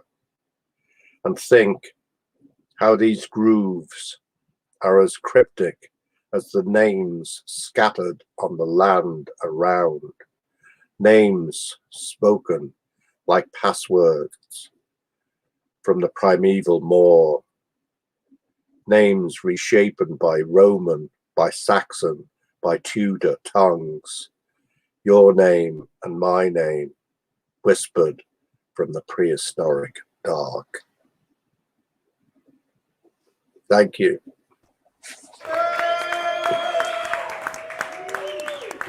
Indeed. Thank you, Christopher. Nice stuff there. Yeah, the poem by your friend about the medical experience was particularly powerful and moving. And of course, I like the trout farm showing up too. Okay. Yeah, All right. it's nice. Yeah, nice Okay. touch. Cool. Well, thank you for being here, Christopher, and I hope to see you again next week. Yep, always a pleasure. Look forward to it. Indeed. Thank you. Absolutely. Cool. Y'all give it up one more time for Christopher T. George. Thank you. Yes. Joining us all the way from Delaware tonight. Very good. Thank you, Christopher. Wow, it's been a great night so far, and we still got some more really amazing performers coming at you, so keep it locked here for more Poetry Open Mic Asheville. Yes. Very good. Cool. Let's see. So next we're going to go to Jason, Rachel, then Ease Dog, Emilio. We're still missing a couple performers. We're missing Justin and Diana and Zach and Nathan. So yeah, if y'all are out there, follow that StreamYard link and get connected, and we'll get you on here as soon as the spot opens up. And the rest of y'all, keep it tuned here. We got more coming at you. Thanks again to our sponsor tonight, Sovereign Kava, and of course our feature poet, Ben Clark. You can check out Ben at benclarkpoetry.com. Buy the book. He's donating proceeds tonight to Dante Wright's family in this time. So check that out. benclarkpoetry.com. All right. Very good. We got Jason Huber on next. Super stoked to see Jason. By the way, keep those comments coming. We love to hear from our viewers. Say what's up. Yes, indeed. All right, let's get Jason connected here. Y'all got to make a whole bunch of noise, though. Give it up.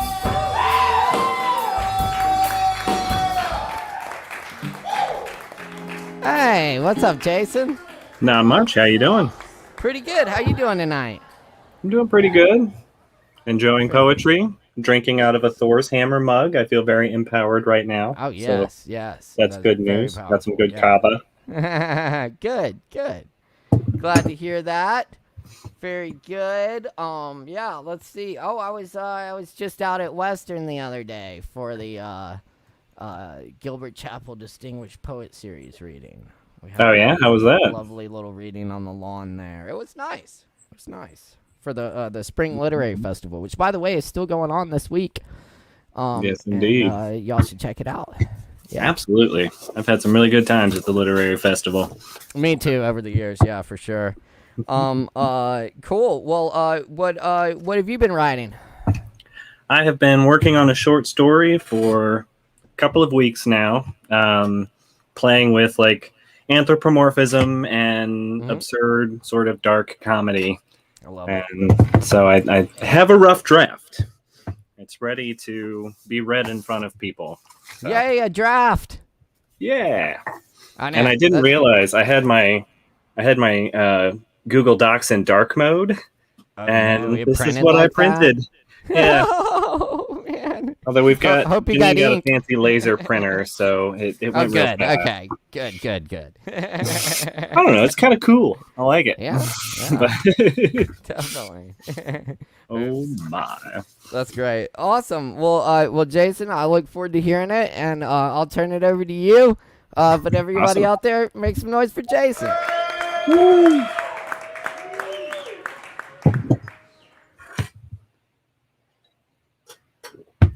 Hello, everybody.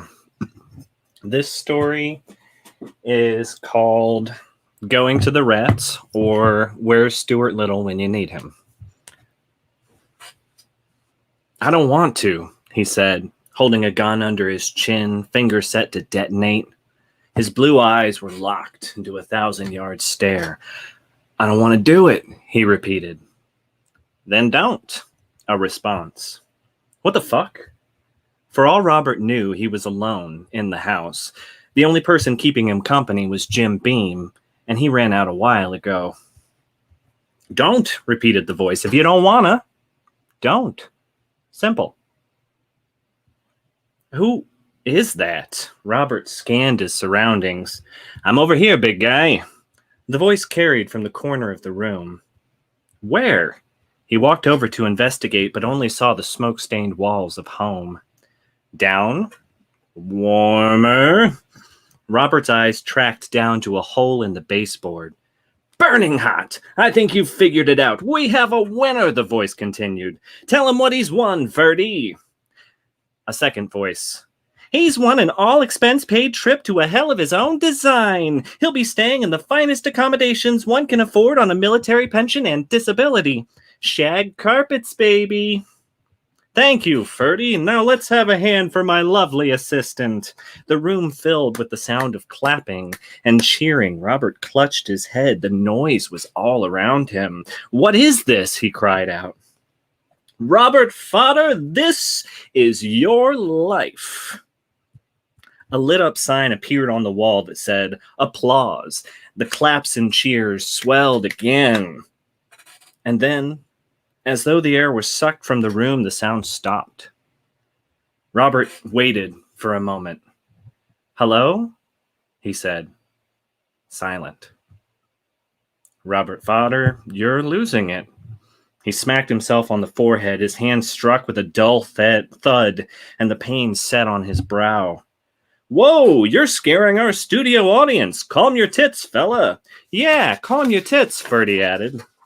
Why is this happening? Robert lowered himself to the ground and put his face up to the hole. Maybe we should stop messing with him, said Ferdy. Yeah, he seems unstable, said the other voice. Robert stuck his eye up to the hole, only to be met by a sharp object.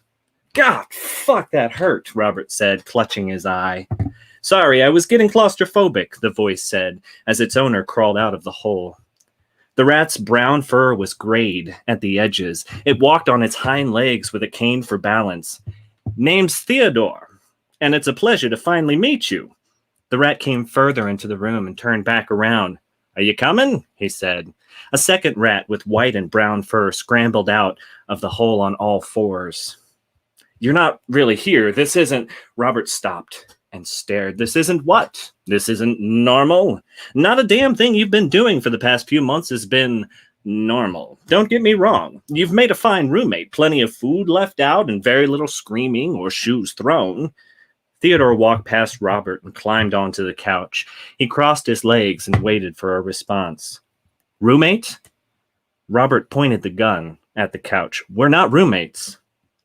What are you doing with that thing? Can't do much damage with a vegetable, Theodore said. Robert looked at his service revolver, only to find a misshapen carrot. He dropped it onto the worn shag carpet. You don't care at all, do you? Ferdy asked. She turned to face Mike. He's going to end it. Cut it out at the root. She continued. What? Nothing? She asked. Looking back to Robert, it's funny because carrots are a root vegetable. She waited for a reaction, but only received a blank stare. Your gun's a carrot. You'll get it later. Have a seat, Bobby boy, and we'll talk, Theodore said. Ferdy, could you grab us something to snack on? Ferdy shuffled over to the carrot. Not that. Well, I'll be right back, Ferdy said. Don't start without me. Start what? Robert said. Have a seat, Theodore replied. Robert thought about it for a moment and then sat down on the chair opposite Theodore. I guess I have nothing better going on. What are we doing? Our studio audience is interested in your story. How did you get here? What makes Robert tick? Audience? Robert asked, once again scanning the empty room. Pretend like no one's there. Don't be nervous. Theodore held the cane out as though it were a microphone. Silence. First interview? He asked. There's not much to tell. I drink too much. I can't work. My leg hurts constantly. And I'm losing my mind, it seems. Robert kicked his feet up onto the coffee table, hitting a half-full can of beer. He reached forward to grab it. The taste was stale and sour. That's a non-answer. Our audience expects something more, Theodore said. Ferdy came back, dragging a plastic-wrapped muffin. Blueberry! Theodore scrambled to the muffin. The two tore chunks of the wrapper away and started into their prize. Are we done? Robert said. Can I kill myself now? They continued eating the muffin, seemingly unaware of his presence. He noticed his revolver on the carpet in its proper gun shape and grabbed it and put it up to his temple. You could do that, but what would your mother say? Ferdy said, between cramming the muffin into her face. My mother's dead, he replied. Then she'd probably say, Robert, my boy, what took you so long? I've missed you desperately. Thank God you finally returned to me. Ferdy stopped eating for a moment. You should do it. But I thought... You thought we were here to save you, Theodore said with his mouth full. He walked over to Robert and grabbed his pant leg as though it were his collar. Let me tell you, straight talk, and I mean it. You're absolutely right. We're your guardian angels. We are, Ferdy said. Theodore shushed her. Don't mind, she's new to the gig.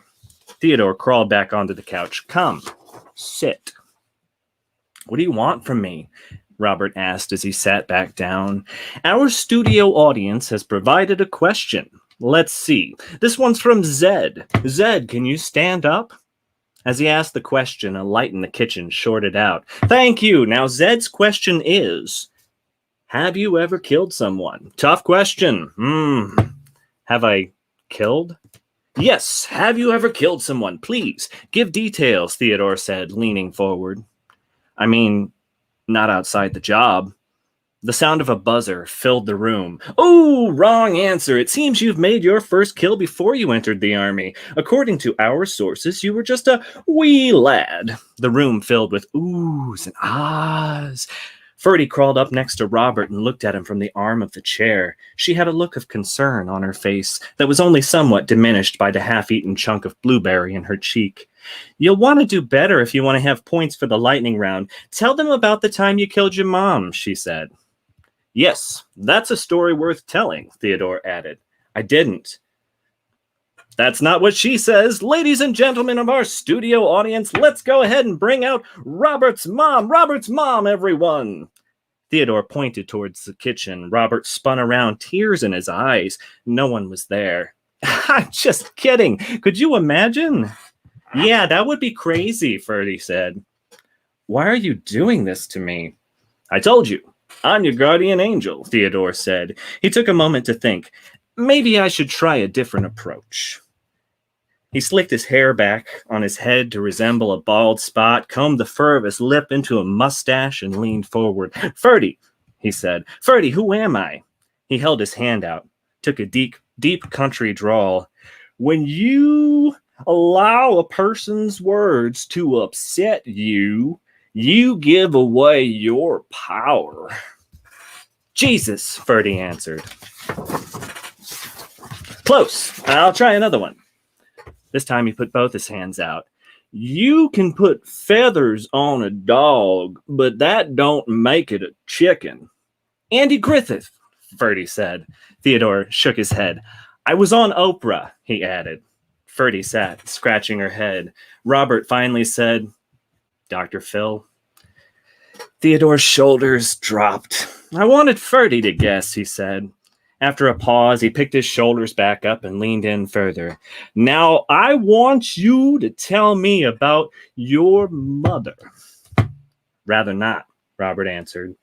Ferdy put a paw in his hand. Listen, Robert, I know these things are hard, she said, swallowing the last of her blueberry chunk. I can't imagine what you're going through, and I feel for you, really. She maintained eye contact. But you need to tell us about the time you murdered your mom, she said. I didn't murder her, Robert replied. The two rats froze for a minute.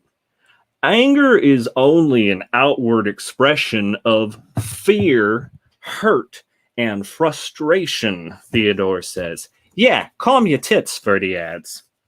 Robert stood and paced the room. She killed herself, he said. But you didn't stop her, Theodore replied. Why don't you have a seat? Why don't you leave me alone? Robert could feel the heat in his neck and ears.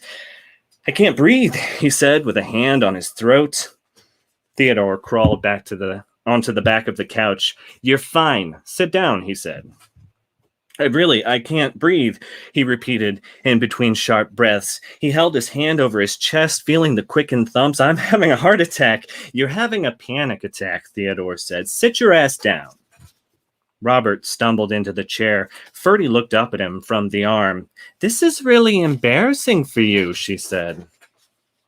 Bobby, baby boy, we'll wrap this up, Theodore said. He held his cane out like a microphone again. But first, let's finish the question and answer segment of our show.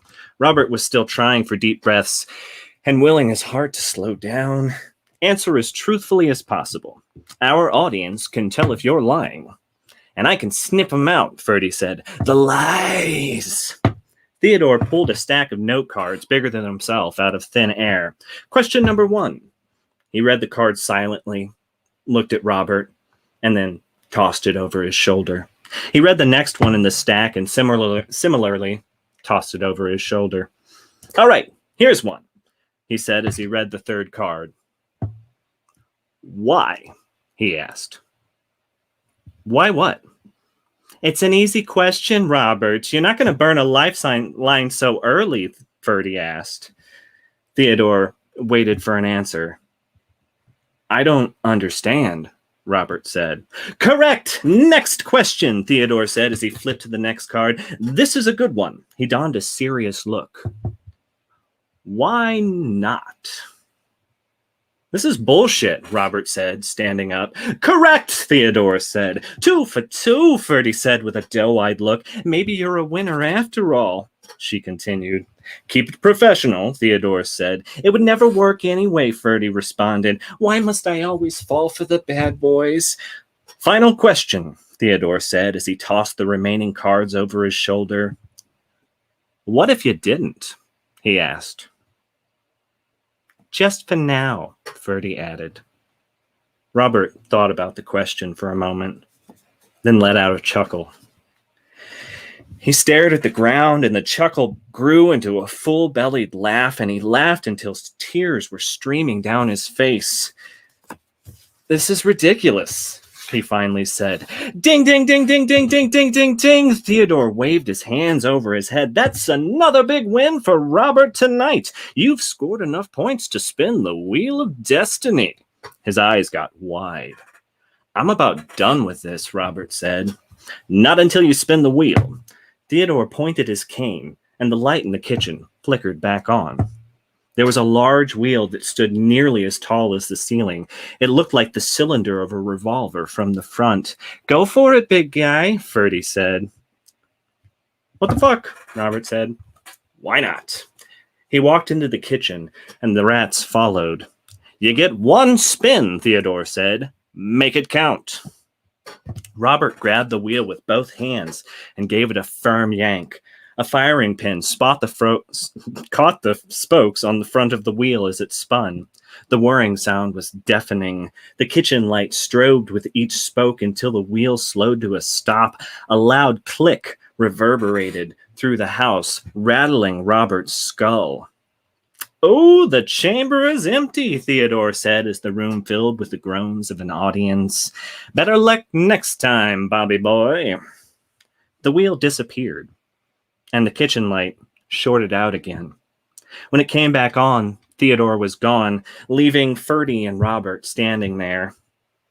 "Batman!" Theodore said with a loud whisper from the other room.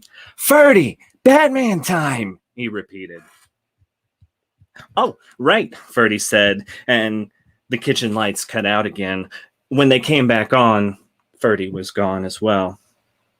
"Thank God," Robert said, as he walked back into the living room and fell onto the couch.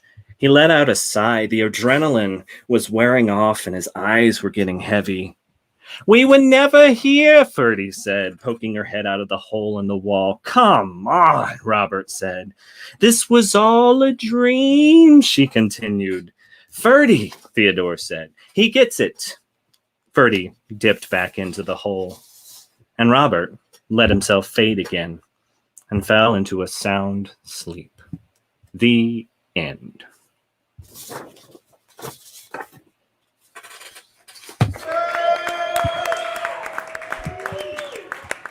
Yes. Very nice, Jason. That one's awesome. I love that. It's fun. It's fun. It's interesting.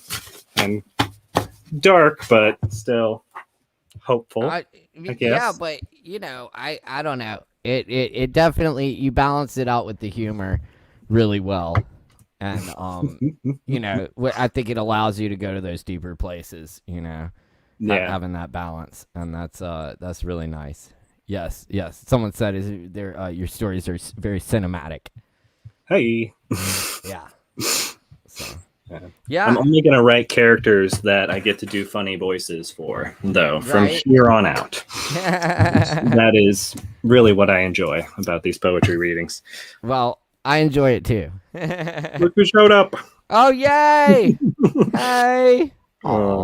That's Rosie. She has stubby legs. Hey, Rosie. Oh, good kitty. Very nice. Well, Jason, thank you so much for joining us tonight and sharing your work, and I hope you can make it back again soon. Absolutely. It was delightful. We'll see you next time. Awesome. Everybody give it up for Jason and Rosie. Mostly Rosie. She's so happy. Great. Thanks, Jason. Woo.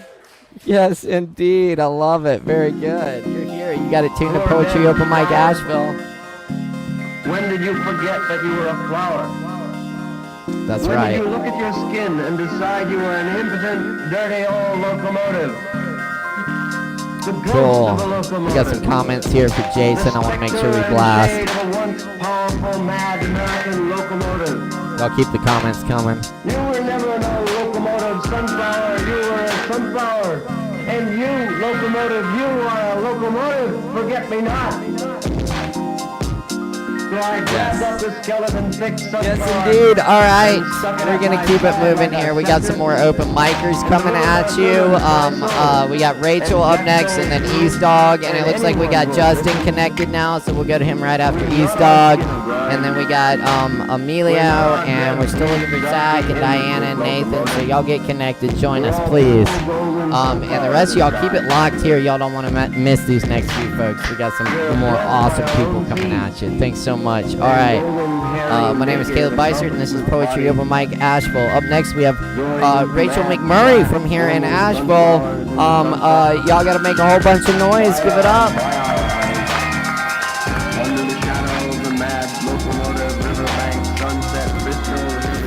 What's up, Rachel?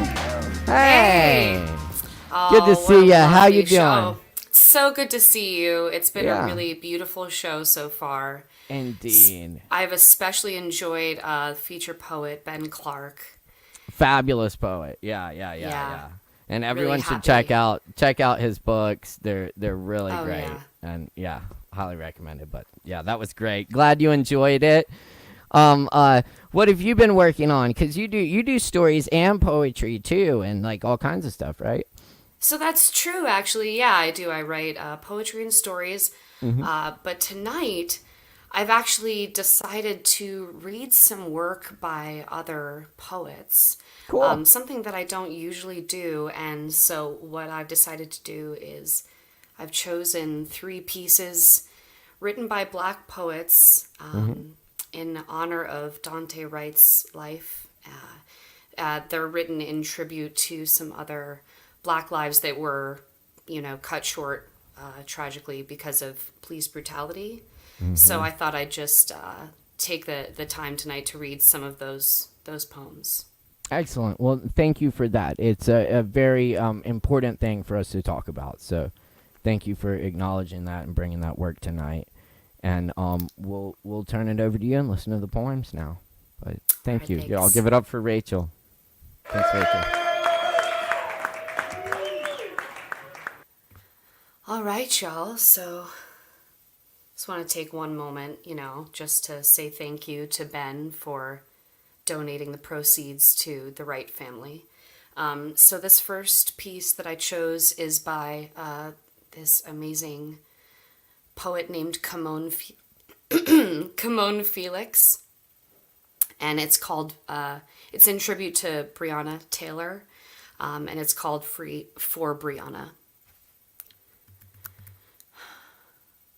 And how many times must I wake to the sound of my own weeping, the violence of existing in this body worn fresh on my face, and I can't wash it off, the green eye of my computer screen daring me to shut it all down for the day, for the month, to shut it all down for eternity, to shut the streets down, shut my pride down, walk out onto the sidewalk with my hands open to circumstance, begging to be taken next.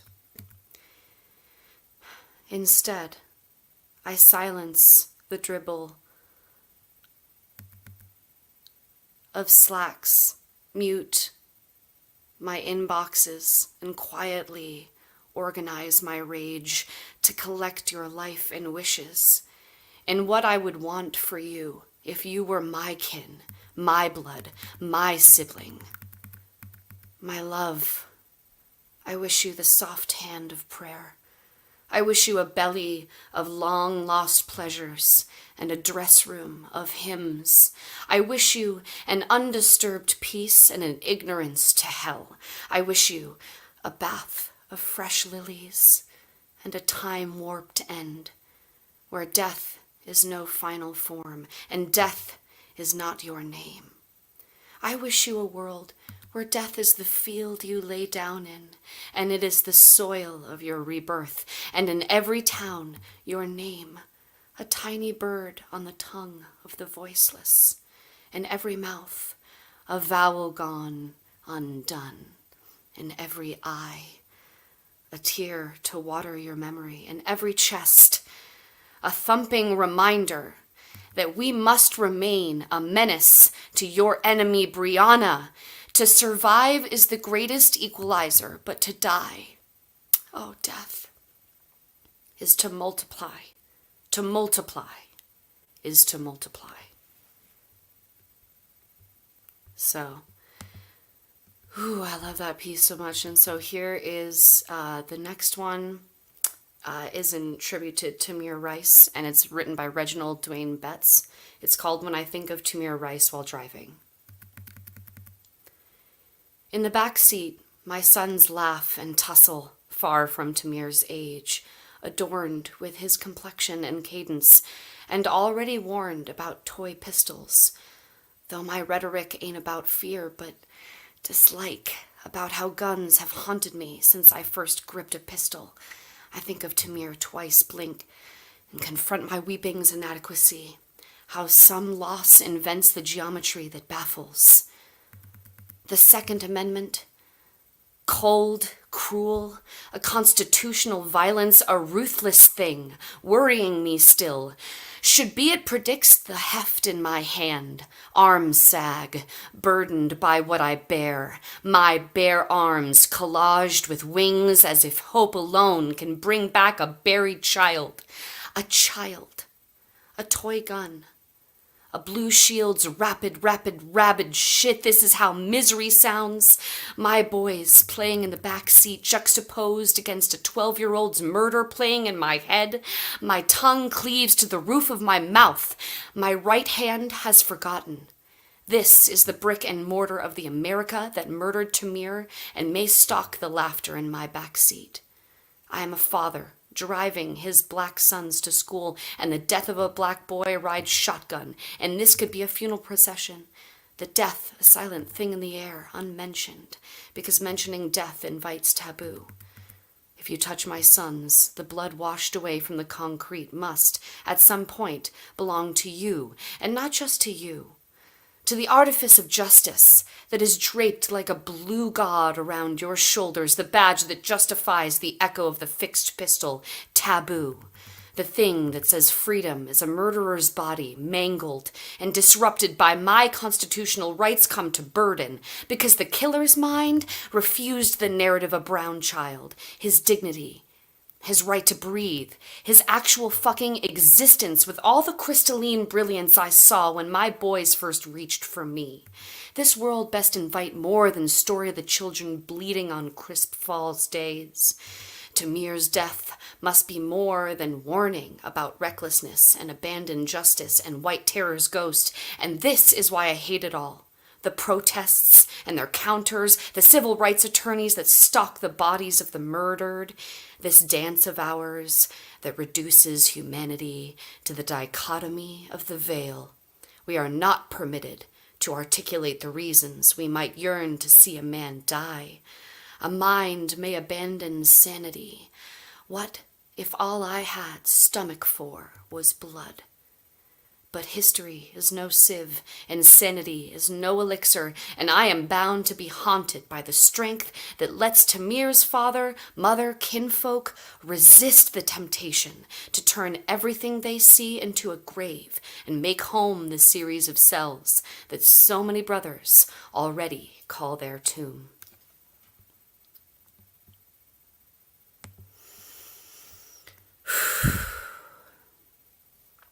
Moving stuff. It's hard to read. Honestly, it is. So this is an interesting piece, and it was in the New Yorker. It's by Terrence Hayes, and it's simply called George Floyd. So. You can be a bother who dyes his hair Dennis Rodman blue in the face of the man kneeling, and blue in the face the music of his wristwatch. Your mouth is little more than a door being knocked out of the ring of fire. Around the afternoon came evening's bell of the ball and chain around the neck of the unarmed brother ground down to gunpowder. Dirt can be inhaled like a puff, the magic bullet point of transpiration, both kills and fires, the life of the party like it's 1999, bottles of beer on the wall, street people who sleep in the streets do not sleep without counting yourself lucky. Rabbit's foot of the mountain lion do not sleep without making your bed of the river boat gambling. There will be no stormy weather on the water, bored to death. Any means of killing. Time is on your side of the bed of the truck, transporting Emmett till the break of day. Emmett, till the river runs dry. Your face, the music of the spheres. Emmett, till the end of time. Yeah. So, those are the pieces I chose to read tonight. So thanks so much for listening, y'all.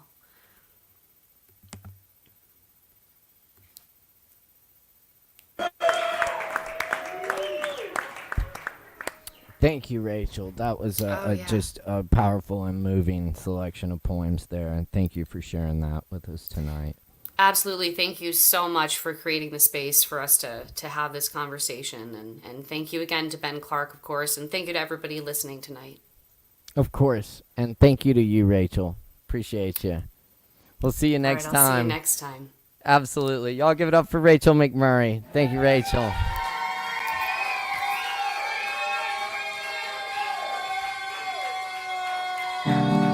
Yes, indeed. And you're tuned into Poetry Open Mic Asheville. We're here every Wednesday night. Keep it locked here. We got a few more performers coming at you.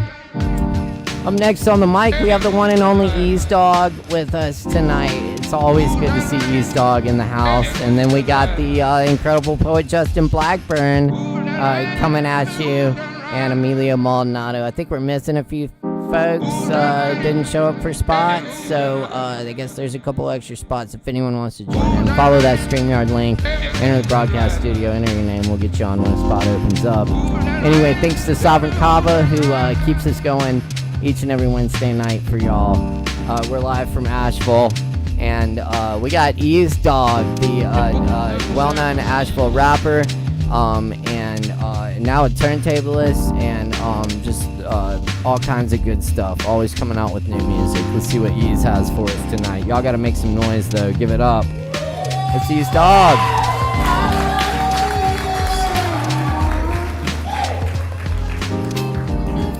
What's up, Ease? What's up? What's up, man? How you doing tonight? All right, nothing much. Just chilling. Don't pardon me. I'm just trying to go ahead. Nah, it's cool. I see you got the turntables out. Yeah, you know it. That's what's up. Cool. Well, I'm stoked to hear it. What do you have for us tonight, East Dog? So you know the usual. Y'all the Ease hits and stuff though that y'all love. You know it. Yeah, you know I got to hit y'all with that.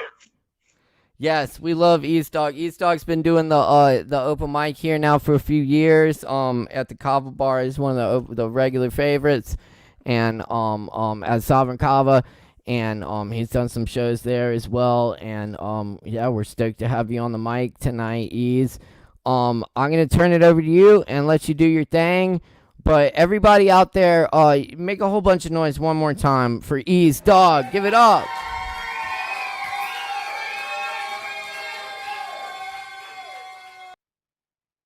What's up, y'all?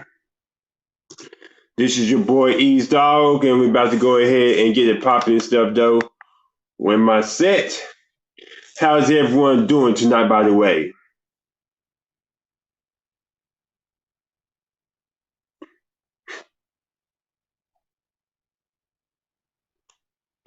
Yeah, I'm glad I'm able to do it to y'all once again, because you know I love doing my thing for y'all.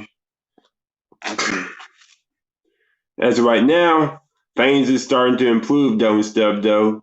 Like, I mean, places are starting to open up again. And that means your boy will finally be hitting them streets pretty soon, which I love doing.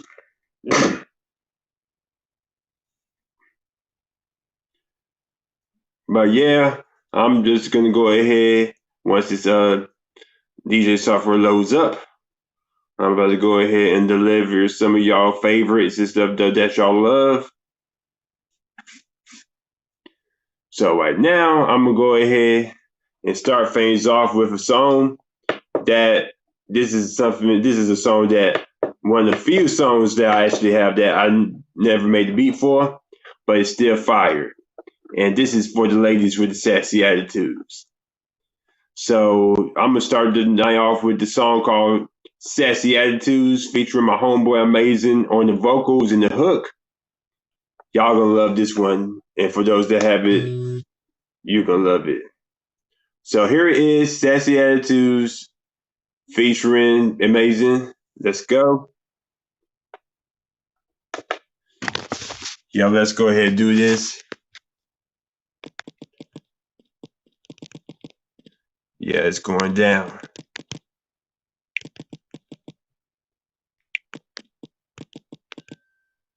Oh, yeah, so get off your seats and go ahead and let's do this.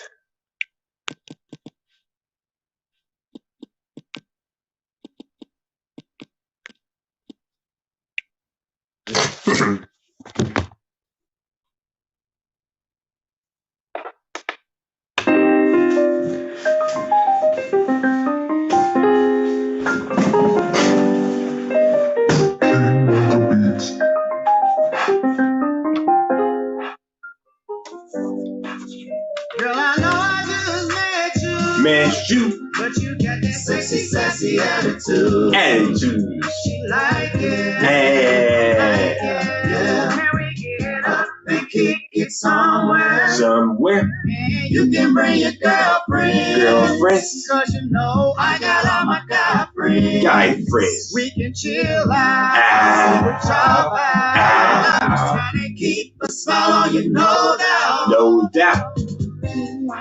I see a chick and she looking good. Like she straight out of Hollywood. With a multi-million-dollar swag. With a coach or a Prada bag. Funky attitude, always looking mad. Call her Michael Jackson cause she's so damn bad. Call her Janet Jackson cause she's nasty. Thinking she's all that, she's Miss Sassy. I would fuck 'em, but they stuck up. Treat me like shit, that is just fucked up. She be thinking she be honor. With no job, get shoot and I run. Girl, I know I just met you. Man, shoot. But you got that sexy, sassy attitude. Attitudes. She like it. Yeah. Like it. Yeah. Can we get up and kick it somewhere? Somewhere. And you can bring your girlfriend. Girlfriends. Cause you know I got all my guy friends. Guy friends. We can chill out. Chop out. I'm just trying to keep a smile on you, no doubt. No doubt. She be thinking like she K. Michelle. Give her 0 fucks and she bold as hell. Cause she bad and she know it. She must be from the Arctic, she's a cold chick. She's a cold chick, man, she's a cold chick. I gotta have it, ooh, I gotta have it. Have it. Walking through the club, man, I'm gonna grab it. Grab it. Can't wait to get her home, cause I'm gonna smack it. Smack it. But her head is straight poison. Asking me to be her boyfriend. All she want is my rubber band. Fuck her, save that for another man. I know I just met you. Man, shoot. But you got that sexy, sassy attitude. Attitudes. She like it. Yeah. Like it. Yeah. Can we get up and kick it somewhere? Somewhere. And you can bring your girlfriend. Girlfriends. Cause you know I got all my guy friends. Guy friends. We can chill out. Chop out. Wow. I'm just trying to keep a smile on you, no doubt.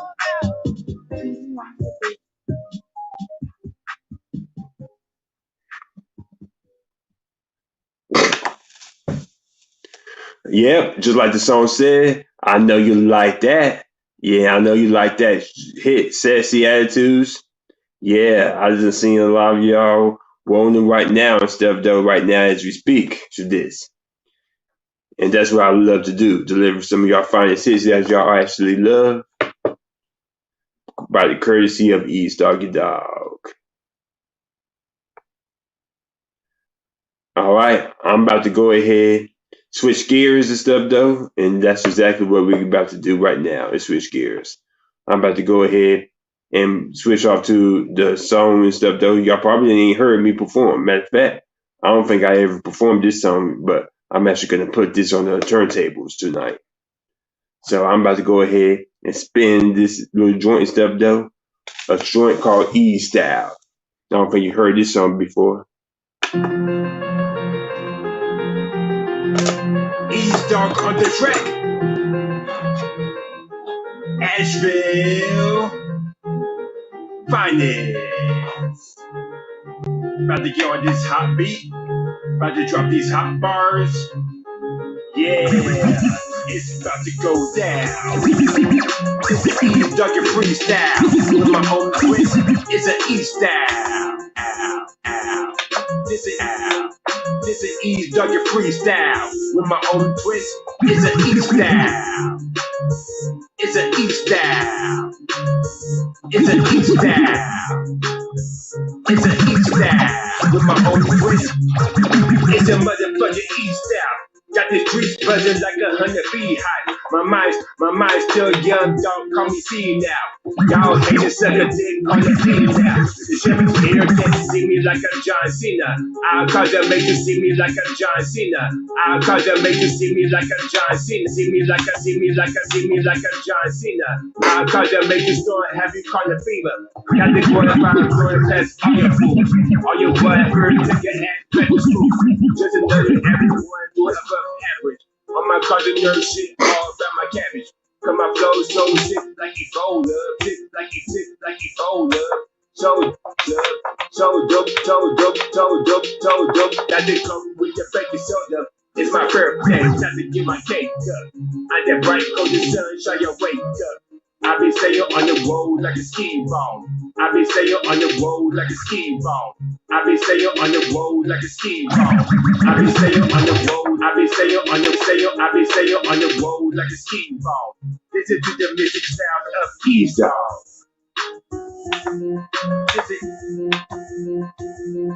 This is East Dog freestyle with my own twist. It's an East style. This is East Dog freestyle with my own twist. It's an East style. It's an East style. It's an East style. With my own twist. Mix it up like a bartender. Performing like the power up like a bartender. Performing like the power up like a bartender. Up like a bartender. Up like a bartender. Performing like the Powerball and every play a winner. My track's Mega Million is a jackpot. You don't want it if you want to hit the back lot. Spiritually, nobody measure with your ease. I'm on the ground, bow down on your knees. And bring the God that I spare you with dignity. Spread between reality, break reality. Reality, speaking, there's no competition. There's no competition. There's no competition. There's no competition. Some of your rap cats be steady vision. That you have the raw talent and determination. Let them make your mind drive and motivation. Staying in my own lane, I would never fall.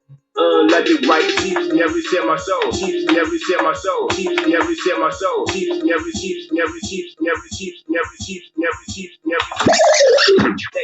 Let them measure my drive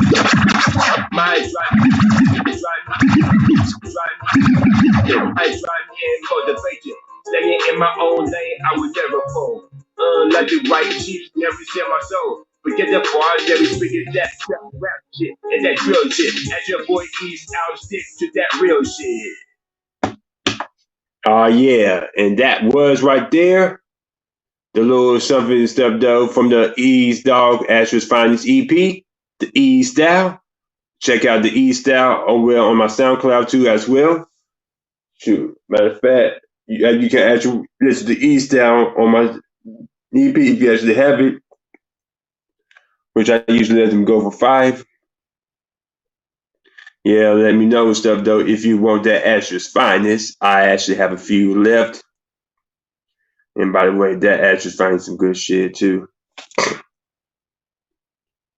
So right now, since I'm here and stuff though, I'm letting y'all know right before I go to the last song of the night, I'm gonna go ahead and give y'all a quick preview, sneak preview of my newest record and stuff though coming out soon. And this is a track that I actually gonna put out and stuff though sometime next week or this week. And this is a track that's gonna be the main song for my next EP, which is a sequel to Asher's Finest. This one will be called Asher's Finest 2, Heart of the Streets, because I have the heart of the streets when it comes to this. So I'm about to go ahead and play a quick preview right quick. And this is a song called Heart of the Streets, or in parentheses, I Do It For. And it's also produced by me. Y'all ready for this Z preview?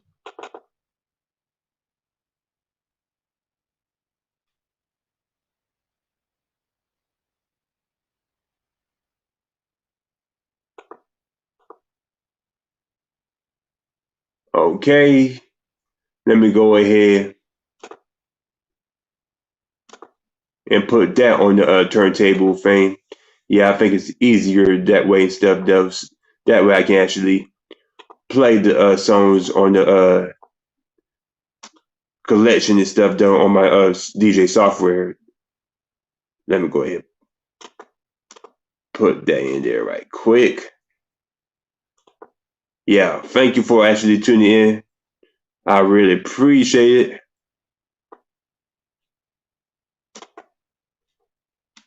All right, here we go.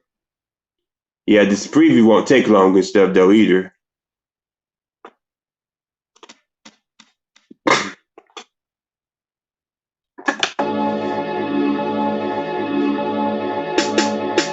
Ease Dog on the track.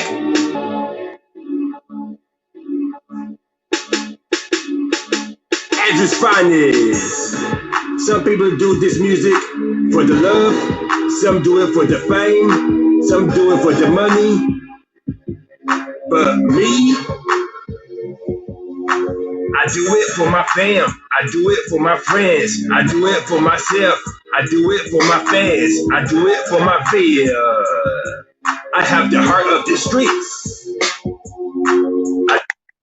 Yeah, that's the preview and stuff though of my new song coming out soon, Heart of the Streets. And I got y'all to thank y'all and stuff though for actually inspiring to write this, because I do it for a whole lot of reasons and stuff though. And you actually will get a chance to hear it and stuff though firsthand real soon, then you know it.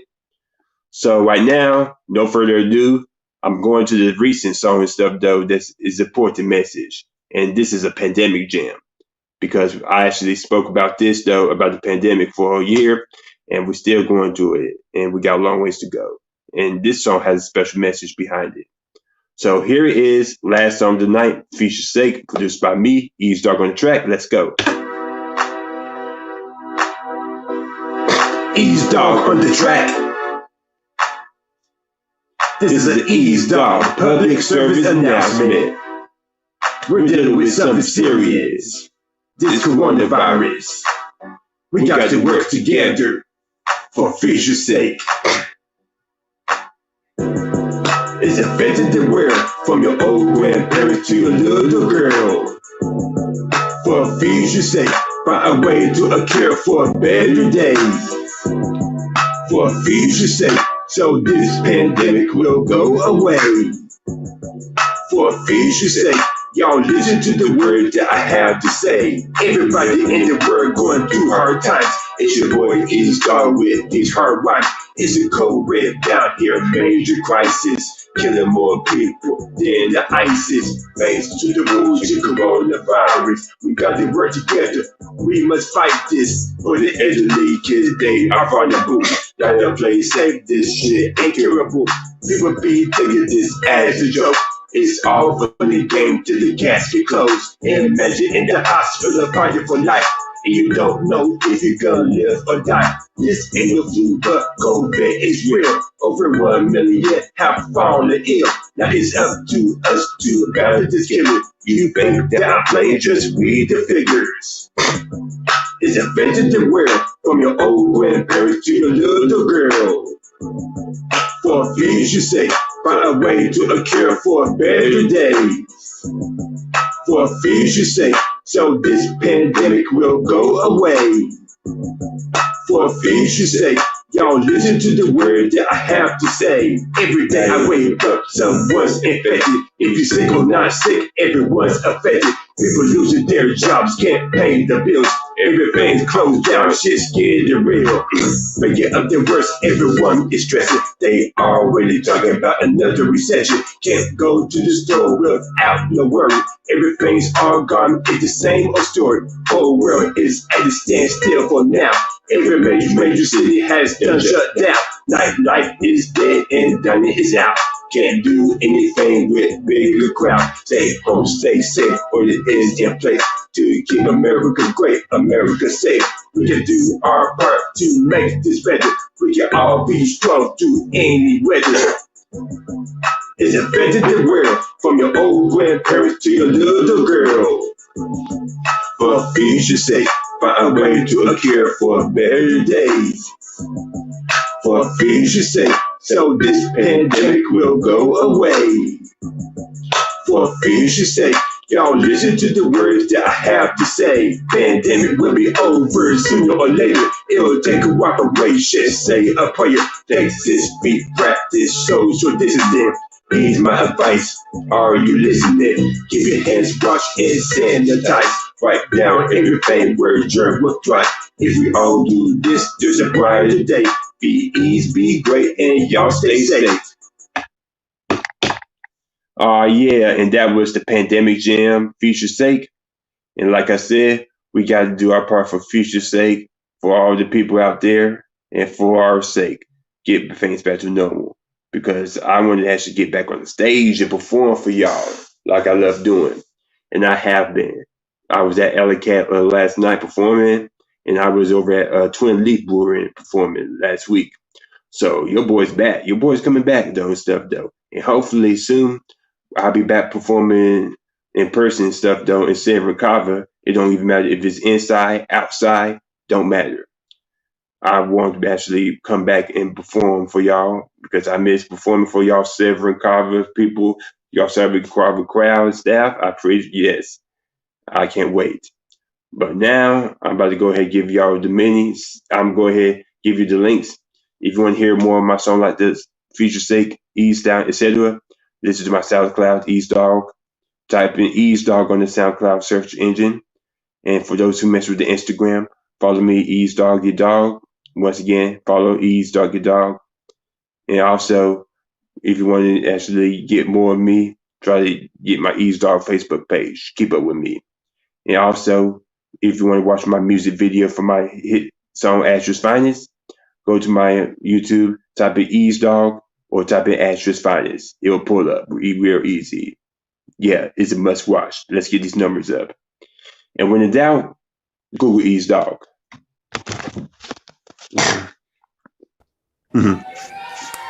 Yeah, thank you, Ease Dog. Appreciate it. Looking forward to that new track coming out, man. That sounded good. Thank you. Yeah, absolutely. Thanks for joining us. I knew y'all was going to get ready for that new song coming out. You know it, man. You know it. And, yeah, we look forward to getting you back at the Kava bar soon once things open up. And looking forward to more Ease Dog. So keep it up, man. Thank you so much, Ease. Oh, yeah, of course. All right. Well, have a good night, man. We'll see you next time. And everybody out there, give it up one more time for Ease Dog.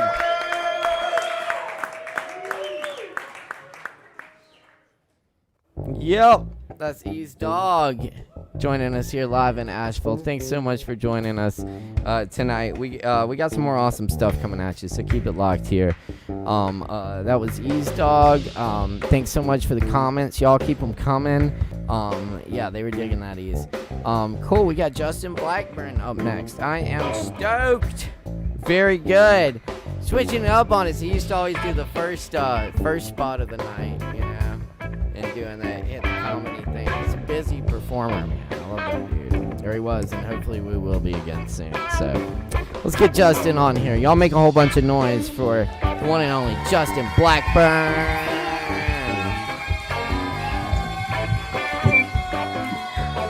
What's up, Justin? What's up? Hey, what's up, man? Happy birthday. You just had a birthday, right? I did. Thank you so much. I really appreciate that. Thanks for wishing me happy birthday on Facebook. Oh, yeah, of course, man. And your mom did too. Oh, nice. Cool. She's sweet. She is. She's awesome. Love yeah, that's great, man. Did you have a good birthday? Yeah, it was really nice. Gianna took me to Gianna was super sweet. She took me to Hot Springs.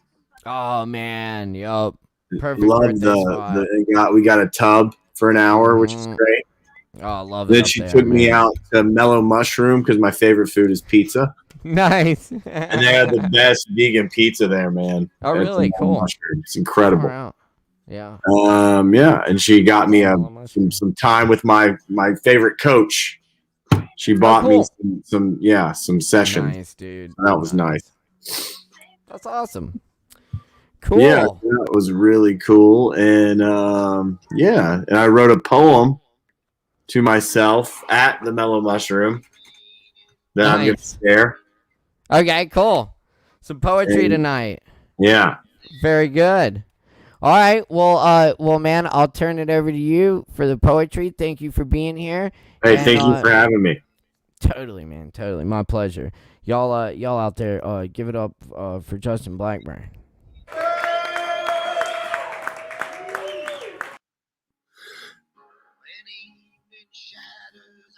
There's some Bob Dylan in the background there. There we go.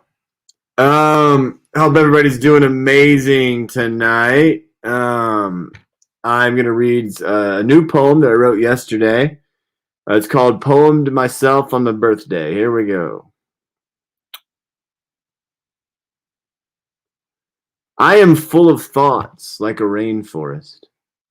I don't know what that means, but it sounds like it means something, or someone may say, that's a good line. But the only real good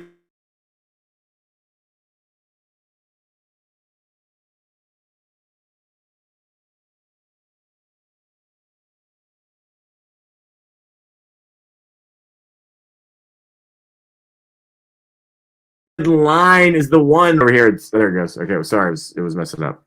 I'm gonna cut back. That's a good line.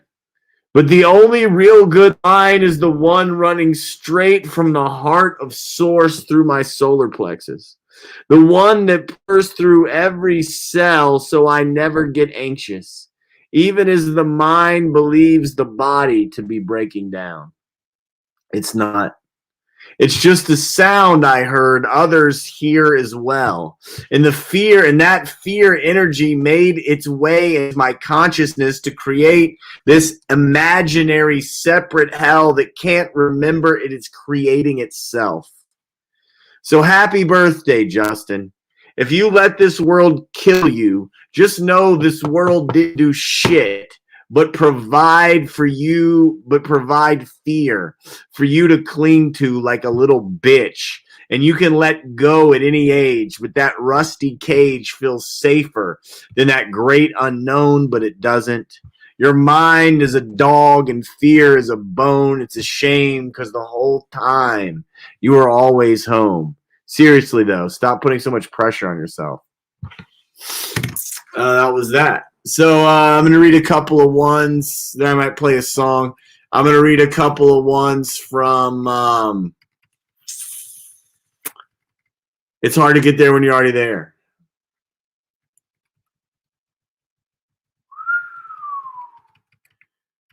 This poem is called Glimmer. There's a glimmer of hope in the house of hell. Satan himself nervously ignores for fear you may see it. There's a glimmer of hope that sips on the lips of your bedroom window, waiting for you to go outside. There is a glimmer of hope here. Do you believe it?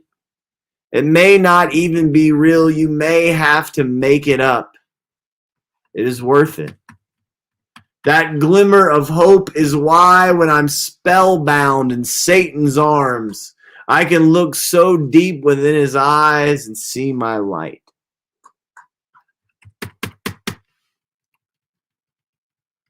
This poem is called I Awoke as Justin Blackburn.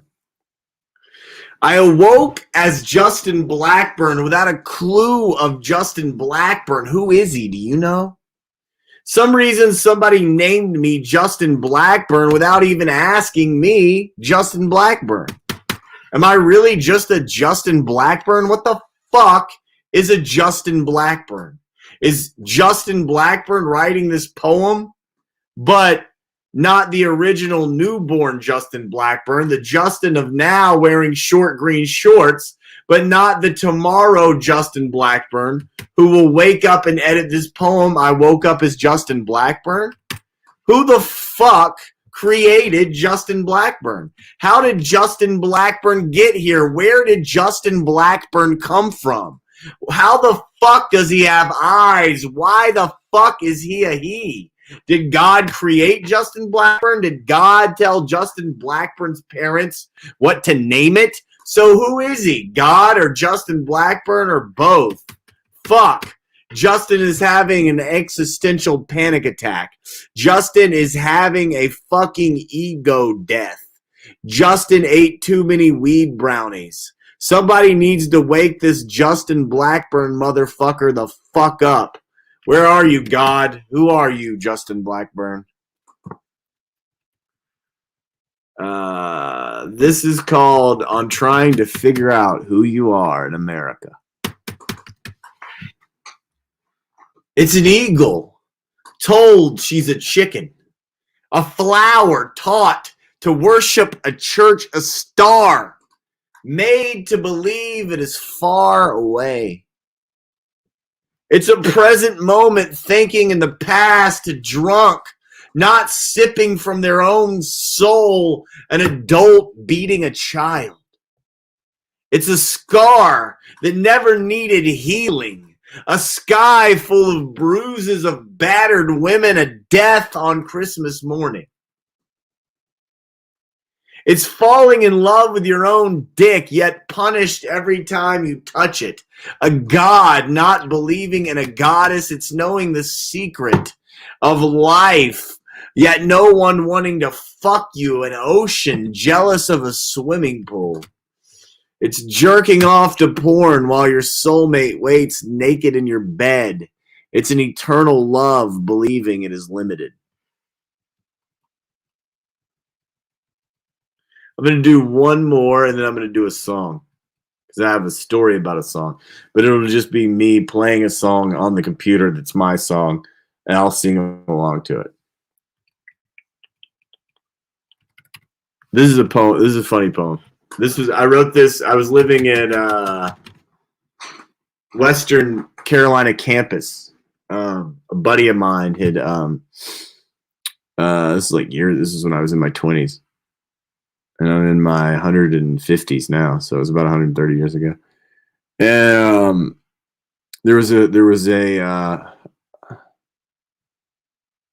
anyway, I wrote that on that campus. I remember. And my buddy moved away and let me stay in his place for a summer. I lived in this mountain place for a summer. It was really great. And I learned a lot about myself. And I wrote this poem. It's called "College is for Everyone Like Death."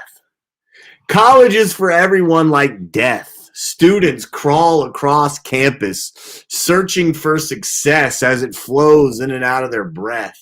I failed, but I'm back after being dumped by a college chick stealing a smoothie from the cafe before I dip. You're not amounting to shit because you didn't graduate, she said. At least you don't have to die to pass a class to die. We'll get back together when we are dead. God told me that deep inside. Hold on. Before I leave, I know you're wondering, what's the deeper meaning to this poem? You have a paper due on it in 2 hours, and you want your professor's sharpened pencil penis to get erect. Well, here, now, tomorrow, forever, wherever you are, congratulations, you made it. Life is forever how you create it. Fuck college. Just learn how to be direct with your desires. Unsatisfied? Thinking this poem is just juvenile rhymes? Well, on and on, I'm a happy rhyming motherfucker. And a college girl is more brilliant than a billion college minds. Her beauty is the smartest motherfucker alive. All right, that's that. So there's this thing called Asheville Buzz Radio. And that I was gonna send some songs to because I want to be on it because I got some songs. And I went to go send it, and there was a song I wanted. It was called "Angry at Myself" that I really love that I'm about to sing along to and play. And I was all stoked. And then it was weird because as I was filling out the little paperwork, it came on my little playlist here. And then there was a line in the song that says, "You sucked my dick in the Chick-fil-A." And I was like, oh shit, I can't send it in because of that line. But here we go. I think it's really good. It's called "Angry at Myself."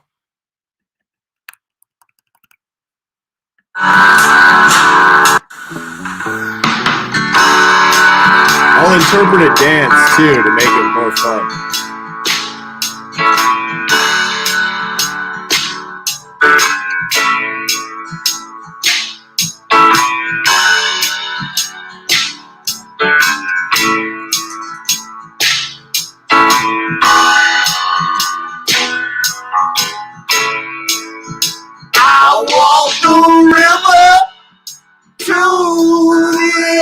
ocean. I walk the ocean to the moon. I get so angry at myself. Over nothing, over you. You bring the drama. You bring the drama. You bring me joy. Fool. I get so angry at myself. Oh, and nothing over you. The way you fight with me, hate, it draws me out like a moth to the flame. Yeah, go suck my dick in the chick. Yeah, fillet. Yeah, don't be yourself. You claim Christian, but you never pray. Mother Mary, Mother Russia, motherfucker, mother bitch. I get so angry at myself. Oh, nothing. Oh, you.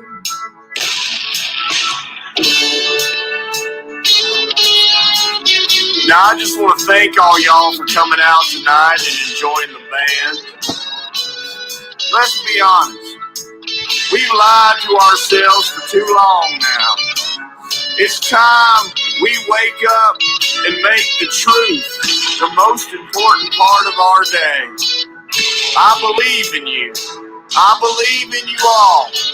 You were born to change.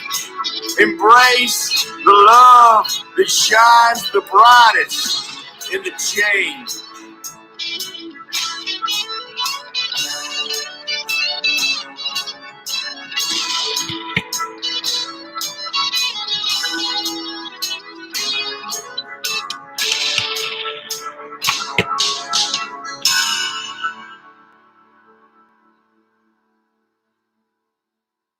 Awesome. Thank you so much. Let me get that.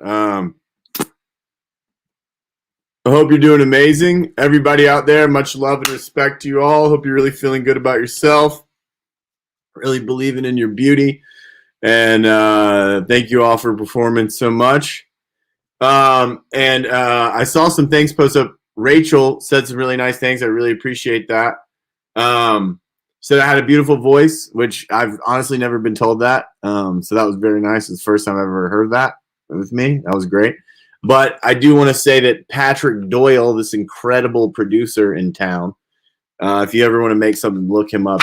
He's amazing. He actually produced it and put a bunch of shit on my voice to make it sound good.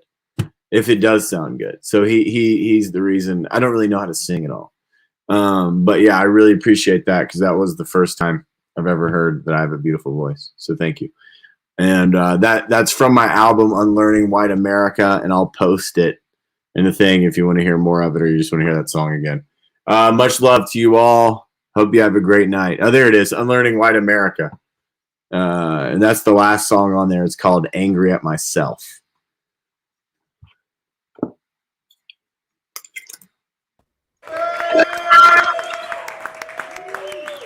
Yeah.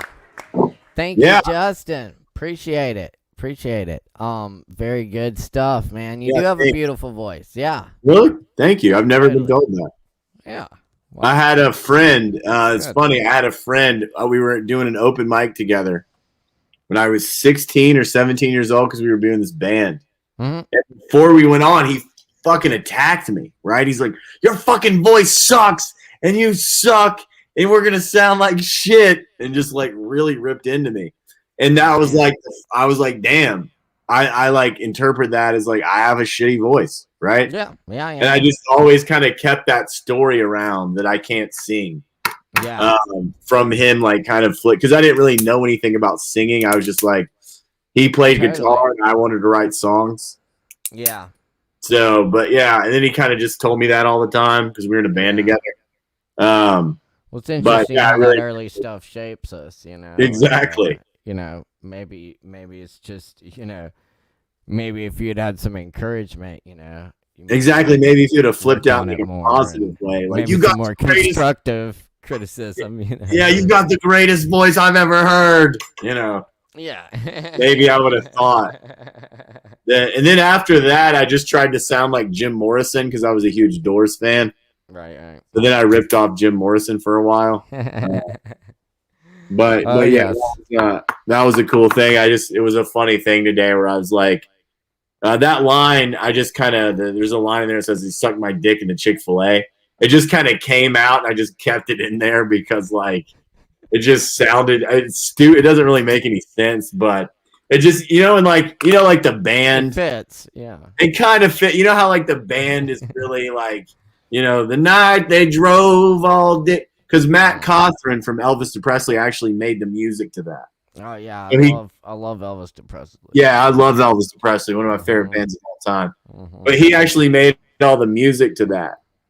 So, because I told him, I was like, what do you want in the song? I was like, I kind of wanted it to sound like the band or something. He's like, all right. So he made it like the band, and then I thought it would just be funny to put this random weird line in there because the rest of the song kind of sounds like the like something like the band would sing or something, Yeah, I get like it. lyrically, and I would just put this random line about getting your dick sucked at Chick-fil-A. Right. Just because it kind of came out and it doesn't make sense really, but I just gives left it a little absurdism, Yeah, exactly. Just throwing some absurdism in this, like, really kind of. The intention of the song is to be very like moving. You know what I mean? But yeah, Break it up a little. Cool. Yeah, just make it weird. Yeah. Well, cool shit, Justin. Thank you for sharing with us tonight. Thank you for being here. Y'all check out the album on Bandcamp, and dude, it's good to see you, man. I hope to Always see you great again to see you, soon. man. Dude, we still got to talk about getting a poetry. Oh yeah. Let's do that. Let's do that this week. Yeah, we're starting to have some events again, and yeah, it's looking good. So yeah, we had a comedy night at Rabbit last Thursday. Right. Y'all been it doing went those really things, well. Yeah, and it was excellent, man. Yeah.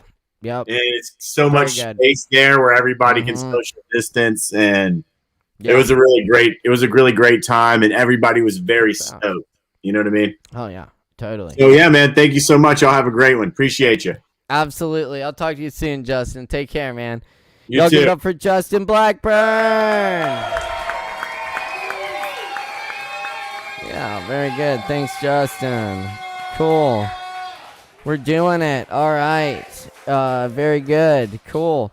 Let's see. Okay, cool. Do we have Emilio up next? Is Emilio here? Emilio Maldonado. Paging Emilio Maldonado, and anyone else who missed a spot, if you're out there, jump on there now. We're getting ready to close this thing out. So last call for performers. I think we have Emilio Maldonado coming here in a second. All right, Emilio, you're up. If you're out there, good. Hey, that was Justin Blackburn. Thank you so much, Justin. Very good stuff. Always good to hear from Justin. Thanks again to our feature poet tonight, Ben Clark, for being here. Check out the book. The proceeds tonight are going to the family of Dante Wright. So help out with that cause. Buy the book. You can find it at on his website, benclarkpoetry.com. So check that out there. Thanks again to Ben Clark and all the performers tonight. It's been a really fabulous evening, and I've really enjoyed doing it with y'all tonight. Thanks, of course, to our sponsor, Sovereign Kava, and our technical director, Morgan Beissert, tonight. Let's see. Ben Clark. Yes, indeed. Okay.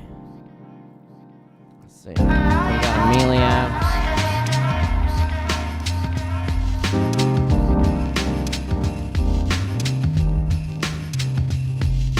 I'm gonna do a poem now. Thank you. Going slow across the bridge, angels appear, spidery and naked, making out, pouring water.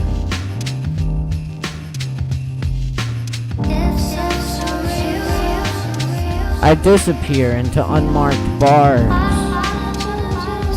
where they serve all night.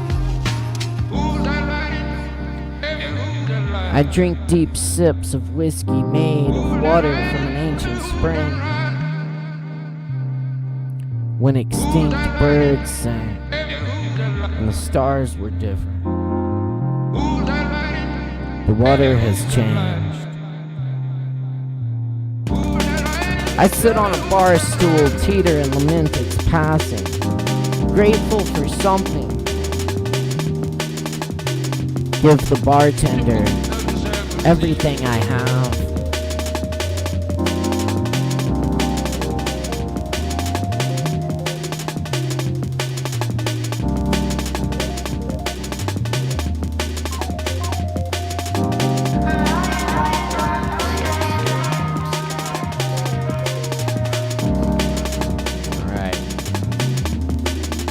We got Amelia connected for y'all tonight. Let's see if we can beam in Amelia straight from Chicago.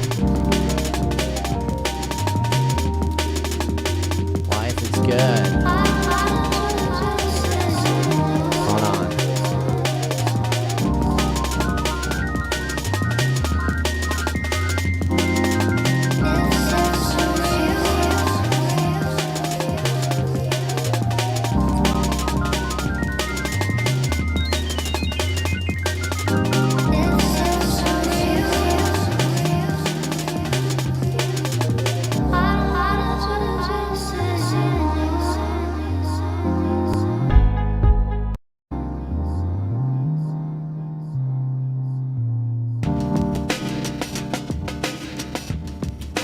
Second, we're working on getting Amelia connected here. I'll check out these events coming up at the Kava bar.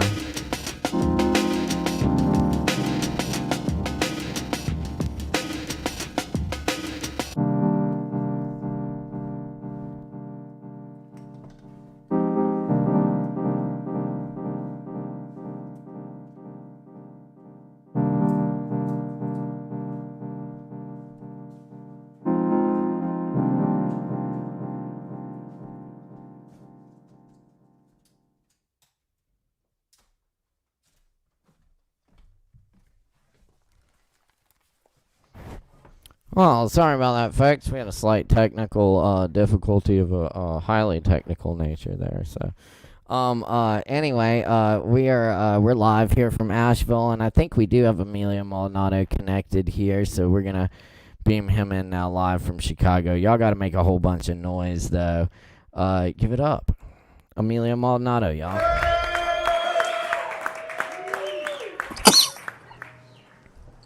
Yo, what's up? How you doing, buddy? Good, man. You doing all right tonight? Oh, hell no. Right on. Hell no. That's what's up. Hell no. Emilio Maldonado, y'all. Lot of terrible shit happening in the country, in this fucking city. Right. I am not. My back really fucking hurts. Oh damn. I'm going to become no longer a resident of my apartment sometime soon, but it was deceptively warmer outside when I was driving in my car than it is right now. So I'm glad I brought my poncho and shit, but I wanted to come outside and at least read outside in actual Humboldt Park and not just in the confines of my apartment. That's what's up, man. Yeah. So shout it in the streets, man. Yeah. Humboldt Park. There's already, I can hear someone. I don't know if you can hear it. There's like some music in the background. Oh yeah. That's someone's speaker system on their bicycle. Oh yeah. Yeah. Nice. I actually got inspired by so there's this like little culture of like like Puerto Rican bicyclists who custom up their bikes, similar to like what Mexicans have been doing for a while, right? And one thing I noticed though, with like a lot of the old men, whether they were the custom bikes or just a beat up, fucking, bike in the garage or whatever, is that they always had these crazy loud radios and stuff. And it wasn't like, you'd see like maybe like the young bloods, like the biker kids, like, they'd have the strap on, loudspeaker or whatever. But no, these would be like old dudes, like just riding down the street playing salsa and shit. So I was like, well, fuck it, man. If these old motherfuckers feel comfortable as, I'm like, I'm going to do this shit too. So then I ended up buying one of those speakers. To just like whenever I was on my bike, like pop it in my backpack pocket and just, listen to whatever, whether it was like sometimes salsa, sometimes Bad Brains, whatever. Yeah, man. Hell yeah. Whatever your mood. Yeah, man. Yeah. But that's awesome, man. But yeah, I thought it'd be kind of cool to, be outside, considering like really I'm reading from my headphones anyway. So the audio wouldn't really be affected. Give me a second. I think I got these backwards. Yeah, no problem. It's also it's a really cool connection too, to see you out on the streets of Chicago tonight. Well, that's what I mean. Ben Clark was our feature, and we had Josh on earlier, and y'all all know each other from Chicago and doing poetry there. And there's such a rich history of poetry in Chicago. So, it's good to get the ambience.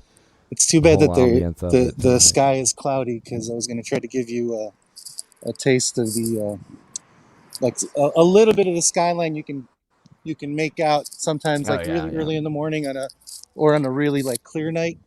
So right now I'm in the middle of the street. Hell yeah! Is this where you're gonna do your set? No, I'll get run over by one of these motherfuckers. I just wanted to see if you could see something from a distance, but the only thing you can see in the background is the high school. Yeah. But yeah, man, it's what's up. I'll be honest though, I had been wanting to do. I was thinking about this today. I shouldn't say like I'd been wanting to do it. I just thought of doing it today, of doing a set with the camera pointed out and just driving in my car through a neighborhood or something. Yeah, man. I thought that'd be kind of cool. So we should do that sometime. Yeah, I'll be doing that soon. Sooner rather than later, but yeah, I'm not trying to get run over, bro. I feel you. Word. And, hey, so I listened to everybody. I only caught the conversation that you and Ben had, and then I listened to everybody else. Great performances, great work. Readings, whether they were the work of other poets, or the their own compositions. Getting to listen to Savvy again. Oh yeah, that was cool. Always. It had been a while. Yeah, it was good times. The check in at the bar. Yeah. Listen to Ease Dog. I mean, it was all. Yup, Ease is killing it. That's all original music, and we had some people bring some really poignant pieces, some like cover poems, stuff other people wrote, and that was really cool too. So yeah, it's been a good night. and Josh's new stuff was great, man. That was the next thing I was gonna say. I was actually saving that man for last, because like Josh's shit, man. When I was listening to it, I was like, I think one of the things that I really love about his stuff is that it makes the most sense in his voice. It is absolute, like whether if you were reading it or him reading it, it's like there ain't nobody gonna be able to read that no better. He's got a strong and if you're voice, reading it in your head, you might end up doing like an imitation versus like adding your own spin to it, because it's just it's so strong. And some of the stuff he wrote, I was like, man, I feel like I'm just playing with fucking blocks. Like, what the fuck? It was good shit, man. Big appreciation for that motherfucker. And just like, and then of course, just big ups to the people over at Sovereign Kava. Big ups to, big, I know I say it a lot, but I mean, it's because it's necessary to be said. Outstanding job by you and your brother in doing this show and That's worth an letting it run. I mean, it's just like you are by yourself, and it doesn't feel like that, man. It feels like you're holding space for us and holding community, man. Well, we have been. I mean, we're just doing it virtually, and yeah, that's but I been mean, one you're of the the host. one of the good things to come we out of can the like dip in, pandemic, dip but- out. You're like you're there, man. Yep. And you're doing it. You're just killing it. It's a real achievement, man. Well, thank you. And then Thank you very much. let alone maintaining this community of people and then increasing it. Like Christopher T. George, man, and the Killer stuff. Cats, man. Yeah. Really Stuff good shit. Right, stuff he read, but also just thinking about him. And I know we talked about it last couple times, but like how cool is that? Like now, I mean, he's a regular. Yeah, he's a well, regular and of the show. now we can hang out, and we got we got Delaware in the house, we got Chicago in the house, we got Portland in the house, yeah, San Francisco, Minnesota tonight, like Asheville, Right. like all over, and like other places, like actually in North Carolina, like people I should see more, but like just don't live a little ways away or something like that, so Yeah. that's cool. But shit, man, yeah, I want to make sure we got time for your poetry, because I know you brought some good stuff for us tonight, and yeah, what you working with, man? You ready to do this? Yeah, I got a few newer pieces. They're shorter, and then I got some much older stuff. Two of them kind of connected. I know you're trying to give me time. Go ahead. Sorry, what were you saying? You got some screamers in there? I do have one. Yeah, man. I think I do have one. It's not that late there. No, fuck. I mean, it's not that late. It's fucking Humboldt Park, man. Yeah, it's never late in Humboldt Park. No, man. I mean, it will be. It will be. It will be. These it's getting more and more gentrified. I know the whole gentrification thing. It's true. Yeah. Believe you, it'll come late early. If it was a little bit warmer, the guy who just hangs out across the street and just talks to a cell phone that isn't turned on. Yeah. He's either hanging out there having a conversation, or he's just yelling and swearing at people like as they walk by. Yeah. In Spanish, but it's cool, just a little too chilly for him to hang out right now. Otherwise, I'd be competing with him. Oh, He would be the rhythmic. What? Yeah. No, I said no. I'm not gonna go pick up Chico. So. I love it. Bless him. Yeah. Yeah. So great, man. So yeah, I got a couple of older poems that are just kind of like a little bit about me thinking about what's going down in the country with the police violence yet again. I mentioned it I think last time I read, and then I'll get going. I mentioned this last time I was here with you. Yeah, last week we were talking about the same thing. That boy in Chicago who was killed. Yeah. So, it's starting to get a little bit. I guess tomorrow the police are going to release the body cam. So, like I already noticed around here, the little sort of the minor crowd control steps that the police do. Like when the last protests were happening, they like Humboldt, the actual Humboldt Park, the park in Humboldt Park, is one of the bigger ones in the city. So it's actually got. It's a city park, mind you. It's not like something you guys have, which is like a wilderness. Yeah. It's a city park, but it's big enough where there's parts of it that you can drive through. And that would be a place where a lot of people would go to probably start, holding like impromptu rallies and things like that. So one of the things, and it's also a staging ground for the police shock troops. So during the protests in the summer and whatnot, there would be CTA buses, transit buses filled with cops just hanging out, waiting to be deployed somewhere. You know, I mean, I'm talking about buses and buses of cops just sitting around waiting for something to pop off, and then they were gonna, They start be using on the city buses. That's what I'm saying. But I mean, they were just like parking in the park, so the park was shut down for police use only. And I noticed a couple days ago, literally the night that Dante Wright was shot, I noticed they had closed the park. I'm like, all right, these motherfuckers know something. They're either gonna start something or they know something. Yep. Because that little boy getting shot and killed is, I mean, what the fuck, Yeah.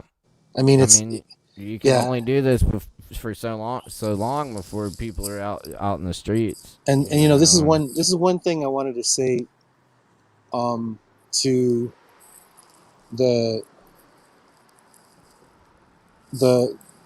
I read something today and it made me want to comment on it really quickly, and then that's that. So it was this person I follow on Instagram. She does her whole account is almost like just like an ongoing performance piece. So she's just always like making outrageous statements and these different requests and shit like that and whatever. It's like meant to be comical, but it's also absurdist. Cool, I can get down with that. And then today though, she was just like saying like, reposting stuff about what's happening in Minnesota. She lives in Chicago. She didn't say shit about Adam Toledo, but whatever. This is kind of to my point. So then she posts something that somebody had, some brother had posted about like, stop sharing videos of black people getting shot and killed by the cops. And I was like, well, yeah, duh. So but then the next thing was this like typed out thing about fellow white people and other non-black colored or people of color, and then we need to, that's when I was just like, hold up, you don't lump yourself into us, and you as damn sure as hell don't lump us into you. Like you can go out there and say we need to take a stand against whenever we see like the little parts of white supremacy, whether it's like in the workplace or in the street, when it's like you see someone belittling somebody else or there's a wage gap. Cool, everything you're saying is cool, but that opening thing where you're inserting us into your bullshit, like fuck you, motherfucker. Like this isn't the black people are the ones that are suffering in this, and that's what I'm getting at though. It's like there's so many like young white folks or just barely woke ass up folks that still don't get it. Like they still think that this is like it's a problem that black people have. It's like, no, it's the white people's problem that we all got to deal with. And it's like so to the white girls and boys who want to tell thus non-black folks how we should act and how we need to respond to this, knock it off. I can keep learning, keep waking up, keep learning, listen, just fucking listen. I feel you. Because that's one thing that y'all motherfucker, that's a problem. No, I feel you. There is a time when, white folk need to just, not be the ones talking. Yeah, thank you. And well put. Right. and listen to black and brown people. You don't have to tell me what I just said. I just said it. I'm just hoping to relay that to no. viewers who might be. Oh no. I'm not saying this. I'm not saying this to you. I'm saying yes, exactly. Yeah, I'm holding your shoulders, going, yeah, right. Yeah. I just said it. So, yeah, man. I feel you, man. Well, yes. Thank you for saying that. And yeah. I think we should all listen to your poetry now. All two of us. Hey Morgan, big ups. What's up? Hey, shout out. When I'm done, let's have a drink, you, me, and Josh. If if he's around, yeah. And then we got to wrap it up. There, we're running over time tonight. Yep. But yeah, I got the pages. I want to hear your poems. I Y'all got give the it up pages. to for Emilio Maldonado. Give it up, y'all.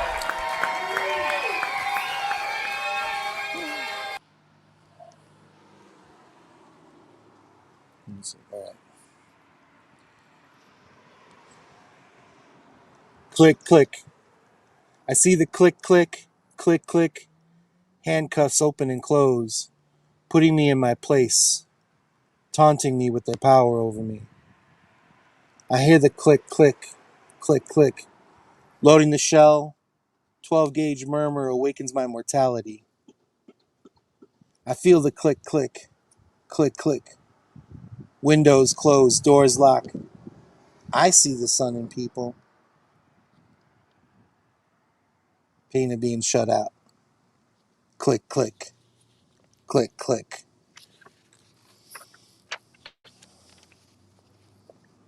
This is new.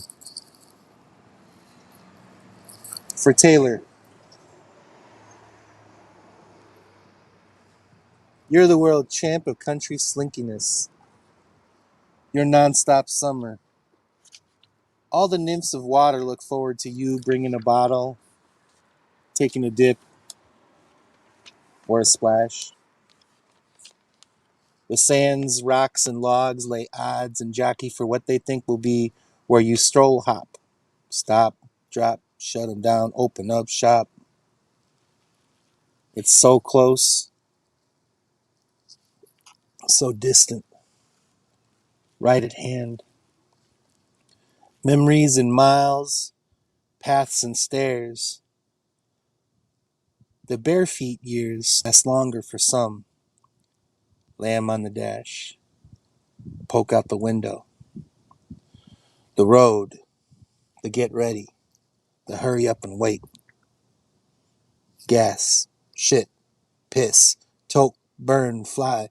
Sun, sun, sun.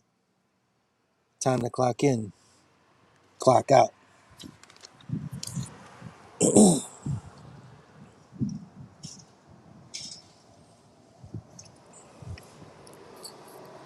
All right, so this poem, this is another new one.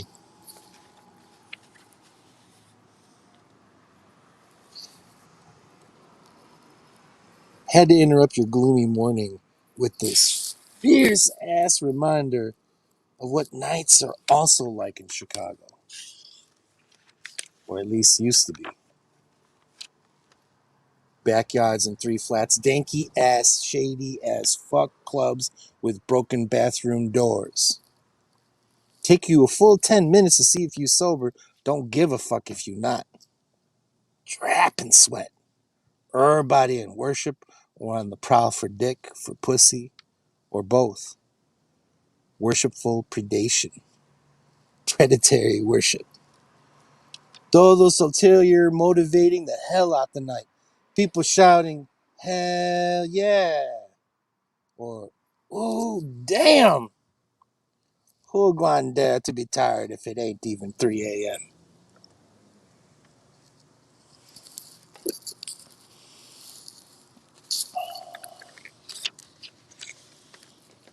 So those I never read before. City in a garden. Me pierdo en minutos y segundos. ¿Serán años? De incertitud, de conciencia or dreamland. Electric pulses measure the change between consciousness and abyss. Shadows linger on bright days. Night beckons. Leather awaits. Reposar. Olvidar. Una vida delito. Delincuencias de alma, de amor, de espejos. Lo perdido. Busco el relax. Imperfect memory judges. A warm sun ray forgives. Perdido. Leather. Reposo. Cántame otra bulería. Todavía falta vino.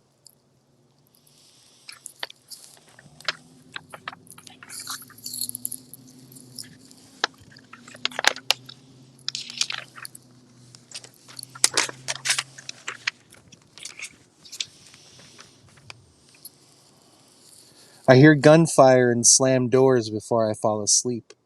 I smell my cum, memories of wet dreams and unbathed second shifts and after hours bourbon. Dried urine on saturated boxers in my legs. I'm almost able to rest. My clown car of humiliation and capitulation.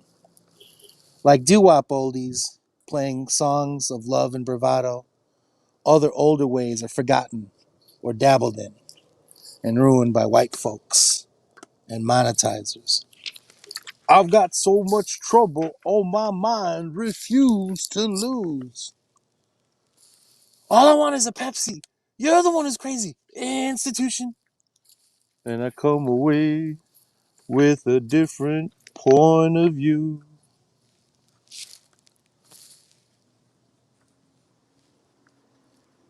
I can't see a forest. I can't see trees. Don't correct me. I know what I sees. Getting waves of cold water coming back in. More living deaths up in the north. Dormancy in cycles, gray skies. Can't rest.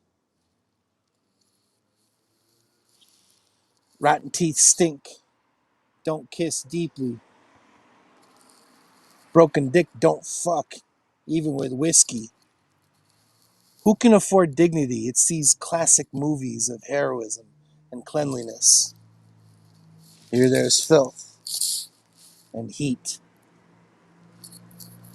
My thesis will never get defended.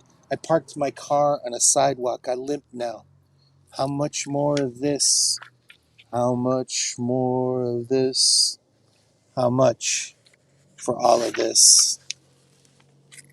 Yard sale, cast off soul. Can I get a Band-Aid? Can I get a mojito? Otro baile más? Dreams are taunts sometimes, my dear. At least I can't touch dawn. At least I can fuck up a sunrise. So far.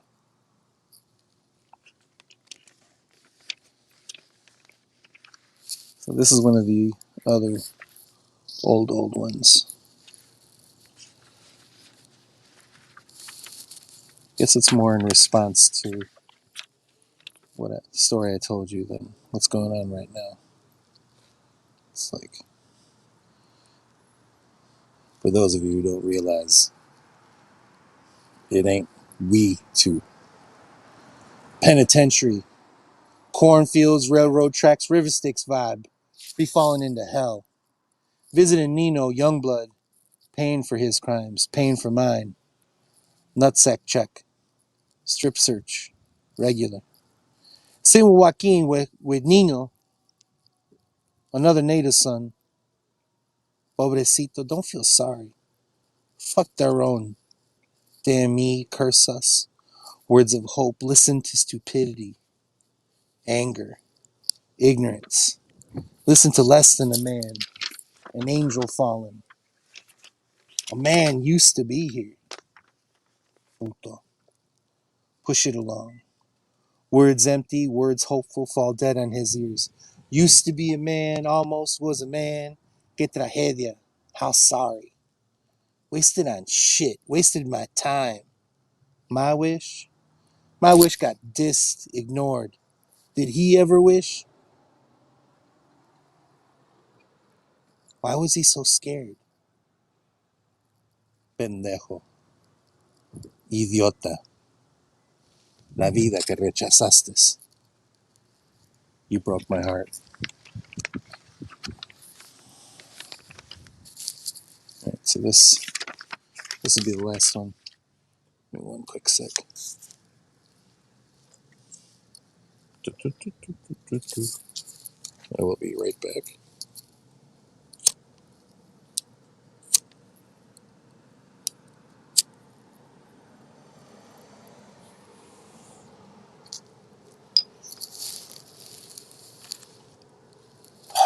Okay.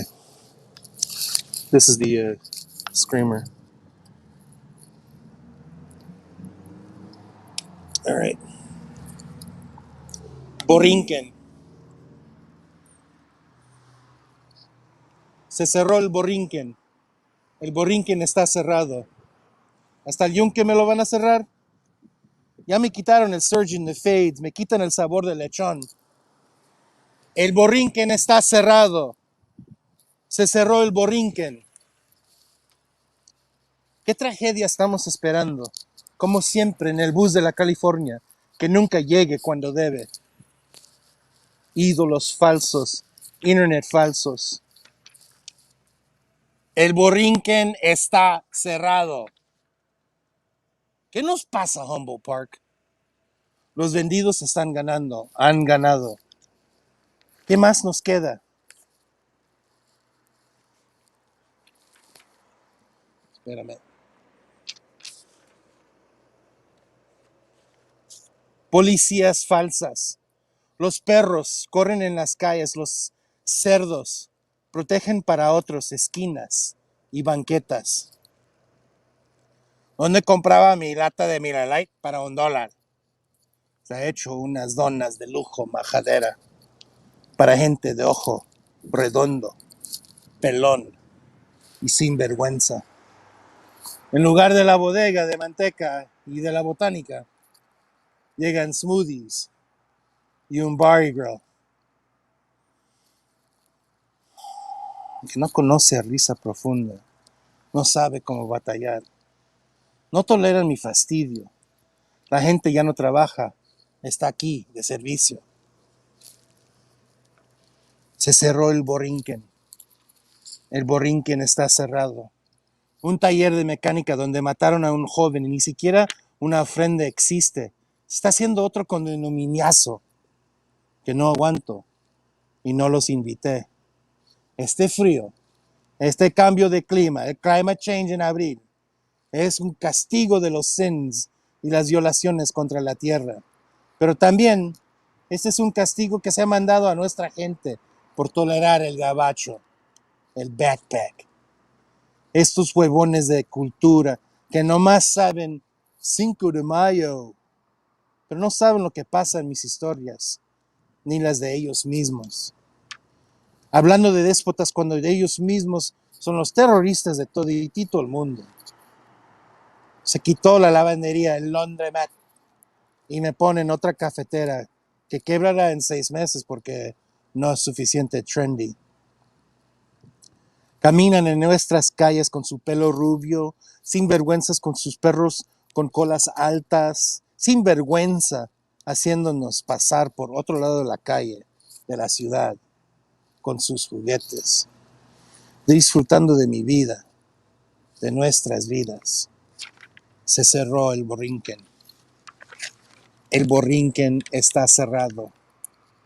Los vendidos están ganando, han ganado. ¿Qué más nos queda? Yo quiero un lugarcito mío, pero siempre viene con bala y droga. Cuando nosotros que estamos componiendo el barrio y ya quitando las lágrimas de las madres, vienen porque hay oferta en lámina y madera, piso y pared. Se cerró el Borinquen. El Borinquen está cerrado. Nuestras calles están rotas, se ponen horribles. El bus sigue corriendo cuando quiere. Mira, ahí viene el California. ¡Qué milagro! Solo ha pasado 1 hora. A las calles le falta ambiente y música. Están frías estas calles. Se cerró el Borinquen. El Borinquen está cerrado. Las mochilas, los gabachos con sus reglas, bien rectas y lindas, puras reglas de quién, de ellos. Se me está acabando el abril, pero era muy frío para un raspado. El castigo. It's hard to turn a page when it's fucking cold. El castigo. Se cerró el Borinquen. El Borinquen está cerrado. There you go, boy.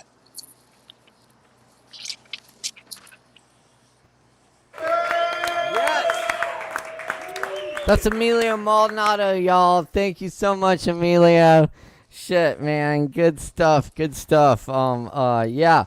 Well, shit, we're over time here, so we gotta wrap it up. But dude, thanks for joining us. How cold is it out there? Shit, it was like almost 80 degrees in Asheville today. Oh god damn, really? Wow. Yeah. No, it's right now I think it's about cold snap. 45. Okay. All right. Maybe Yeah. maybe 39 somewhere. Yeah. It's cold. It's cold. My fingers. Yeah. Like Especially I've been out after here it's long been enough. warm, it feels way colder when it gets And cold. I've been out here long enough, and I was drinking the beer with this hand, so it's like. Ow. Oh, that's the cold hand. Yeah. Yeah. Totally. Well, thank you so much, Emilio. Yeah, it's really good to see you, buddy. Hang in there, man, and keep sharing the good poetry with us. We really appreciate it. All right. Much love. Hey, so come back and say hi. I think Josh and you and me should have a drink. Right after this. Yeah, hit him up. See if he's here. Hold on. All right. Y'all give it up one more time for Emilio Maldonado. Give it up.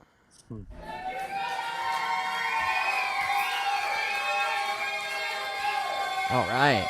Thanks, Emilio. Very good. All right. Cool. We're here. All right. Let's see. I'll do a quick poem or two and close it out. But thank you so much for joining us tonight here on Poetry Open Mic Asheville. It's always a pleasure. Again, our featured poet tonight was Ben Clark, and you can check him out, benclarkpoetry.com, and get the books. Yes, check those out. Very good. All right. Thanks to all the performers, everyone who shared tonight. It's really been a pleasure and an honor. Thanks so much. All right. This poem's called Hangover Flowers. Oh. Yeah, okay, we mentioned this. All right. Good.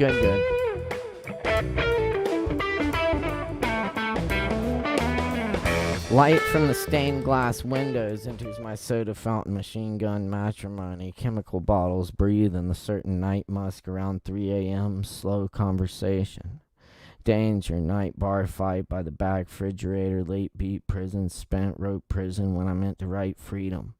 What's up? High five, twisted headed, red hair, red eyes, large mercantile drift, a back porch Motown, manufactured gin from 1984, oil spent, wells drowned from surface tension, old salamanderine, beat up engine grist, holly in the amber azalea. Pink stretch in the morning across the road, tree leaves in wind like cha-chas moaning as light spreads down the road and stops at the field's edge, darkened pine cellars of the forest, stirring the cold, a radio on somewhere in the house, receiver of ghost transmissions. 50 years on this day, blue-green stretches on the ceiling, screeching 1920s hot jazz ghost trumpets, carol a morning fog to roll over the house, no such mountain is present, open your plexus. Green animal tracers pilot the crown molding, there are a few beers left on the stove. All the mirrors in the house reflect different words backwards. A sailing omniscience pervades our bedroom, while under the night heaps new civilizations grow, yellow and green colored glories magnifying against the soft hush, cans turned over bent footprints, soaking in the water, dripping down the wall, spurting from the clock that tells you the sunrise is sunset.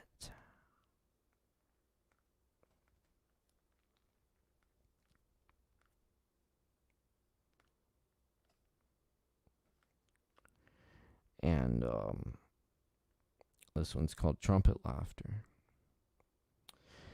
The jazz horn gets you in the head when you're least expecting. I can't quiet freedom. Fever drives me and leaves me in the woods. Give up or go back, the horn says. Why aren't we reaching with our necks into the blue abyss? And I'll leave you with these words by Rumi of the Barks translation. Come to the garden in spring. There's wine and sweethearts and the pomegranate blossoms. If you do not come, these will not matter. If you come, these will not matter. Thanks a lot, y'all. We'll see you next week when I believe our feature is Sol Esperanza Roja. And we'll be back same time, same place. Check us out, and we invite you to perform as well. Y'all take care. Stay safe out there, and much love, everyone. Cheers.